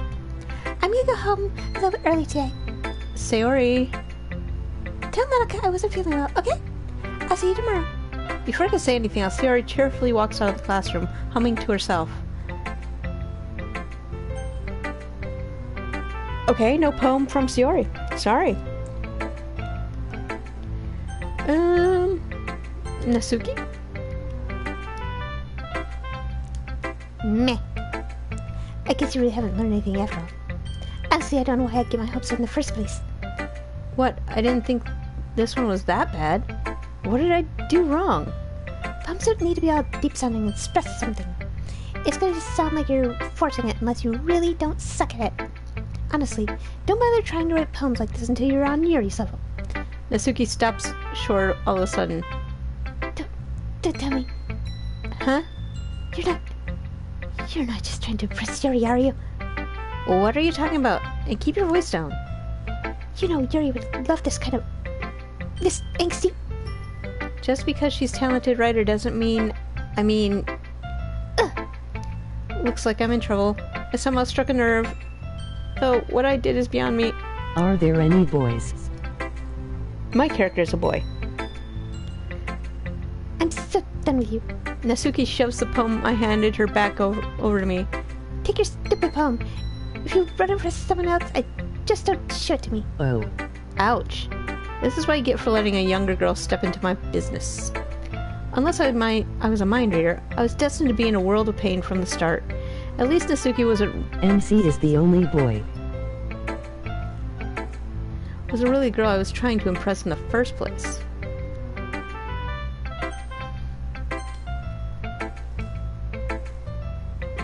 Hey, Calico! Have you thought about what you want to submit to perform at the festival? Well, being in this club is one thing, but performing in front of a bunch of people, I have to give it some more thought. Okay, no pressure. But whatever you do, I'm sure it'll turn out great. It would also make me happy to see. Anyway, let's take a look at today's poem. Sure. I let Monica take the poem I was holding in my hands. Your style's gotten so refined, Calico. Yuri's been teaching you a lot of things, hasn't she? Well, I guess so. Yeah, I've been noticing how much time you spend with her. I think I heard her say more words these past couple of days than she's talked in a whole year. Not sure how you did it, but that's pretty impressive. Well, she just needs some patience and a way to talk about all the things in her head, I guess. I'm still getting the hang of it myself. You're certainly putting in a lot of effort. You must really like her. That's... It's awfully suspicious, you know. Spending time with her in the clubroom every day. Reading the edgy novel with her. Well, I just feel bad that she has a hard time socializing. It makes me want to make sure she doesn't spend all her time alone. Besides, the novel isn't too bad either, you know? Alright. I get you. Just be careful, alright? I know that Yuri isn't used to opening herself up. So, if something bad happens while she's vulnerable, then it could be really hard for her. Her books are a total escape from reality. They're just a bandage. You say that like I'm gonna hurt her. Sorry, I really didn't mean that. If anything, she might accidentally hurt herself. Anyway, I'll share my poem with you now, alright? Okay. The Lady Who Knows Everything. An old tale tells of a lady who wanders earth, the lady who knows everything. A beautiful lady who found every answer, all meaning, all purpose, and all that ever was ever sought. And here I am, a feather. Lost adrift the sky, victim of the currents of the wind. Day after day I search with little hope, knowing legends don't exist. But when all else has failed me, when all others have turned away, the legend is all that remains, the last dim star glimmering in the twilight sky. Until one day, the wind ceases to blow. I fall and fall and fall even more, gentle as a feather, a dry quill, expressionless. But a hand catches me between the thumb and forefinger, the hand of a beautiful lady. I look at her eyes and find no end to her gaze. The lady who knows everything knows what I'm thinking. Before I can speak, she responds in a hollow voice. I have found every answer, all of which amount to nothing. There's no meaning, no purpose, and we'll seek only the impossible. I am not your legend. Your legend does not exist. And with a breath, she blows me back afloat, and I pick up a gust of wind. Great! You know, I feel like learning and looking for answers are the sorts of thing that give life meaning. Not to get too philosophical or anything, but it's just kind of on my mind, so that's what I wrote about. I see. I never really put much thought into it. In a way, it's almost paradoxical, because if we had all the answers, wouldn't the world start to lose its meaning? You know, there's one thing I noticed. It seems like everyone in the club prefers writing about things that are more sad than happy. Are you surprised? I mean, if everything was okay, we wouldn't really have anything to write about, would we? Humans aren't two-dimensional creatures. I think you know that better than anyone. You mean one-dimensional? Yeah, that. Anyway, here's the Monica writing tip of the day. Are you ever too shy to share your writing because you're afraid that it's not good? It can be really disheartening to get a lukewarm response to something you put so much into. But if you find other people who enjoy writing, then sharing becomes a lot easier. Because instead of just telling you that your writing is good or okay or bad, they'll want to focus more on everything that went into it and the things can work on. It's much more encouraging that way, and it will make you want to continue improving. It's almost like having your own little literature club, don't you think? That's my advice for today. Thanks for listening.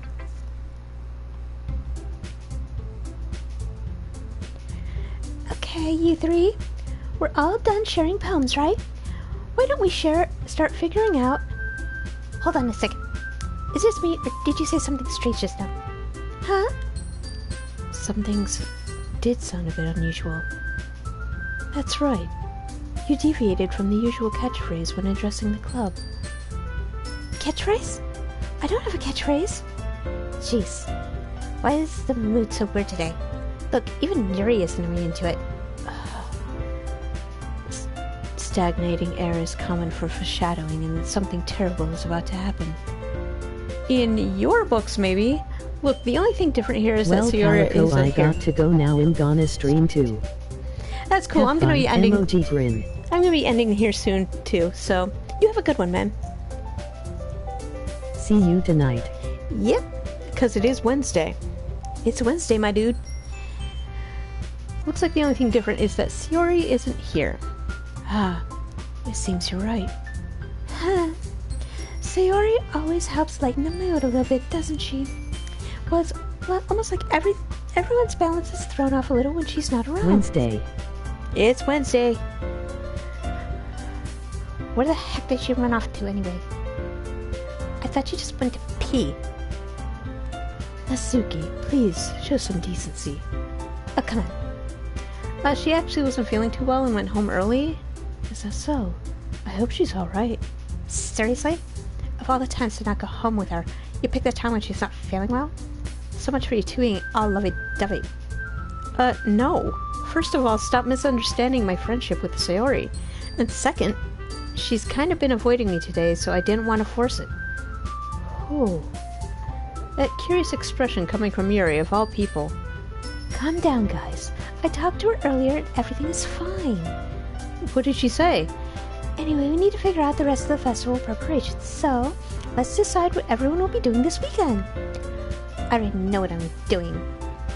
That's right. Natsuki will be making cupcakes, but we might need a lot of them and different flavors. Can you handle all that by yourself, Natsuki? Challenge accepted. As for myself, I'm going to be printing and assembling all the poetry pamphlets. Sayori will be helping me design them, and as for Yuri, you can, guys, can you help me come up with something for Yuri? I'm useless. No, that's not it at all. You're the most talented person here, you know. No, Natsuki's pouting too. Jeez, even I can tell now. I guess I never gave Sayori enough credit, but I can tell things are even harder on you when she's not around. Ah, that may be the case. But if I can't also be a leader on my own, then I won't grow as a person. So, Yuri, you have beautiful handwriting, you know? So you should make some banners and decorations to help set the atmosphere. Atmosphere. About that. I love atmosphere. Yuri's expression suddenly changes as she stares at her desk in focus and starts nodding to herself. Your mind is already racing, I see. That's great! You'll be wonderful help, Yuri. But anyway, that just leaves you, Calico. The one who is truly useless. Don't say that. In fact, both Natsuki and Yuri have some pretty heavy tasks to handle. It would probably go a long way to give one of them a hand. You could always help me out as well. You'd be really appreciative of that. Ah, that's... Is Monica suggesting I spend the weekend with one of my club members? How on earth are they going to respond to a suggestion like that? I suppose I wouldn't mind a bit of help. Well, even if you don't know how to bake, there's always some dirty work I could give to you. It's not like Monika's gonna give you a choice. You should be sitting on your butt anyway. Natsuki tries to mumble a bunch of excuses like that. If I recall, Natsuki, you mentioned that you'd like to handle the baking on your own. Calico may not be around if you only make him out to be a nuisance. So therefore, you may be more suited to assisting me with the decorations. Hold on, I never said that. How hard could it be for make a few decorations anyway? Sounds more like you're just making excuses for Calico too. What are you saying? It'll be extremely meticulous work. And baking isn't? Just what do you think? Guys, let's settle down for a moment. In the end, I think it's up to Calico to decide how he'd like to contribute. Besides, I'm back, damn it, everybody left, sorry. Hey, Cheeks. It's fine. Stop saying you're sorry. He hasn't really gotten the chance to spend any time with me yet, you know? So I'm sure he's interested in... You literally just said... I'm surprised as well. Sorry, I was just saying though. I'm still here. You are. Can we just sell this already? Yeah. Calico, you're okay with this, right? In the end, it's up to you.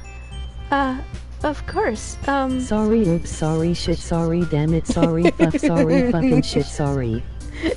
Stop with the sorries! Cheeks! Damn it! Very well. In that case, Everyone looks straight at me. But of course, I'm going with... Yuri. Well, probably most useful helping out Yuri. me? Are you serious? Why would you... Natsuki! I can already Yuri. tell you're about to say something Hello, mean. Kyo, how are you doing? No. I was just saying. So you'll be helping Yuri then, Calico? Hello. Yeah. This is what I'm going to do. I'm glad. I have a bad habit of overthinking these sorts of things. So I think your assistance will be very useful. That's great to hear. Natsuki, you'll be able to handle the baking yourself? I mean, yeah. I said I'd be fine. Okay. Everyone can tell that Natsuki is feeling a little sour. So, is that everything we need to go over? Yeah, that should be about it. Are you guys excited? Well, excited may not be the right word, but I suppose I'm looking forward to it. Hello, a little bit. CalicoBast. Hello! Welcome! Hello, Fan Wiggles. Fan I'm Wiggles. good, kinda That is a can't get great to name. sleep though. Aw, that sucks. Been there. That sucks. Do you feel the same way, Calico? Me? I guess you could say I'm interested to see how this turns out. That's good enough for me. What about you, Natsuki? That's how I found this stream, lol. I'm Nice. sorry to hear that. Well, you'll fit right in here. There's a good majority of people around in my chat that don't sleep well. Or much. Natsuki. What? Why is everyone yelling at me? Heretic Play Eyes is the beat. Best. Yes, Heretic Plays. That's me. I didn't Sleeps, what's do that? anything. It's a mythical thing. I heard about it once. I think it's a great thing. No, that's not what I meant at all. Yuri anxiously glances between everyone in the room. I'm sorry for this. I don't really know why Calico picked me. And also, Oh, I see. your cupcakes are the best cupcakes I've ever had. They go really well with my tea. And nothing that I do for the event will compare to that, so... So who's who? I get it.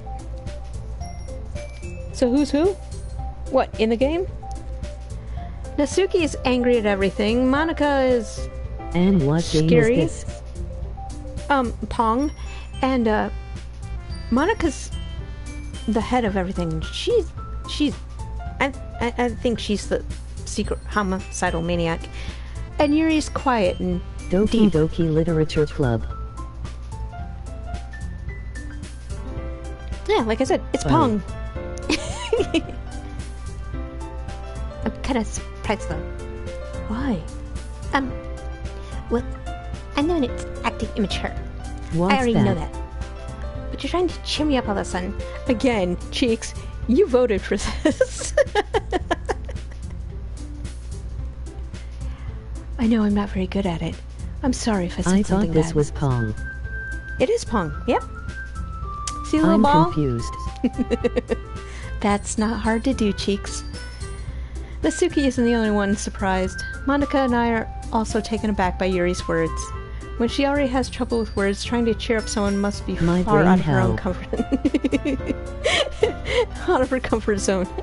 I don't think anyone can help. I'm sorry, man. But I begin to understand. Yuri was trying to sound like Sayori. Even if it didn't work out perfectly, I can tell that she tried to say something Sayori would say all the time like this. But Sayori always helps everyone smile and feel good about themselves. No. I kind of appreciate it. I'm sorry for making a big deal out of nothing. But I'm going to say this.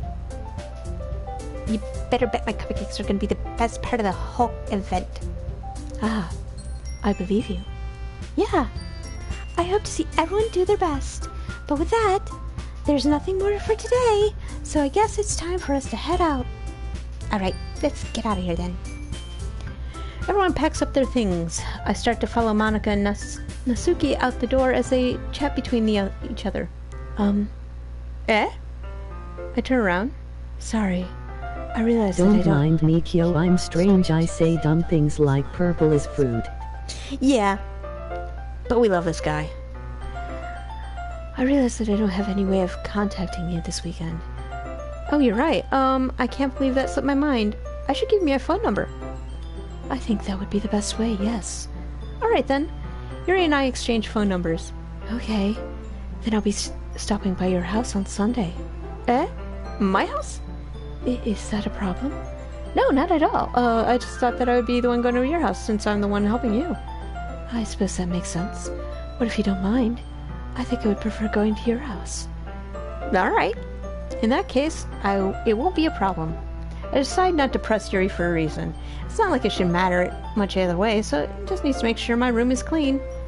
I hope I managed to make myself useful in some way. Not nearly as creative as you are. Don't underestimate yourself, Calico. I think we'll make a very good, productive team. Even you only chose me because you felt bad or something. Wait! You don't actually think that, do you? I don't know. It's difficult to come up with any other reason why you may have chosen me.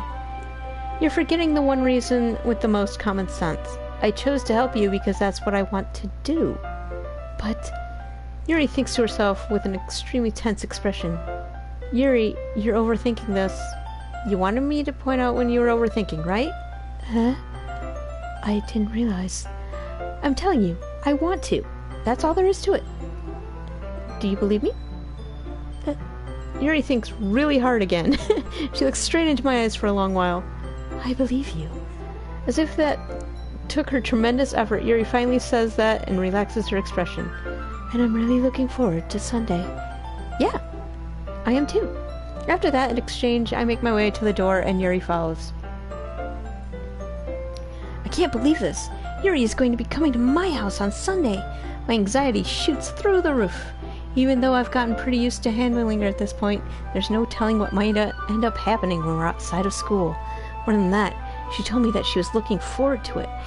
Is this the chance I have to make something happen between us? Or is it too early for that? Only time will tell. But until then, I won't be able to take my mind off of it. I seriously can't wait. And you know what? On that note, I am going to call it because all this reading is killing my throat. So, I'm going to end it here. I will continue on tomorrow. But thank you so much to everybody for being here. You guys are fucking amazing and I love you guys. Thank you for hanging out with me. No. Yes, sorry, Cheeks. Amen. Please no. I'm sorry. I'll continue tomorrow. I promise. But there's been a lot of frickin' talking and a lot of voices. Yeah. So, you guys have a good day, night, morning, afternoon, evening, whatever time it is for you. please stay safe and take care of yourself and each other, please. The voices won't stop. By the way, Borderlands 4 will be at the Game Awards. Hell yeah. Love that. But until we meet again, hit like, share, comment, subscribe, all that fun shit. And I will see you all in the next I video shall go to bed at 4 a.m. Sleep good. Bye, cheeks. Bye, Bye heretic. everyone. Bye!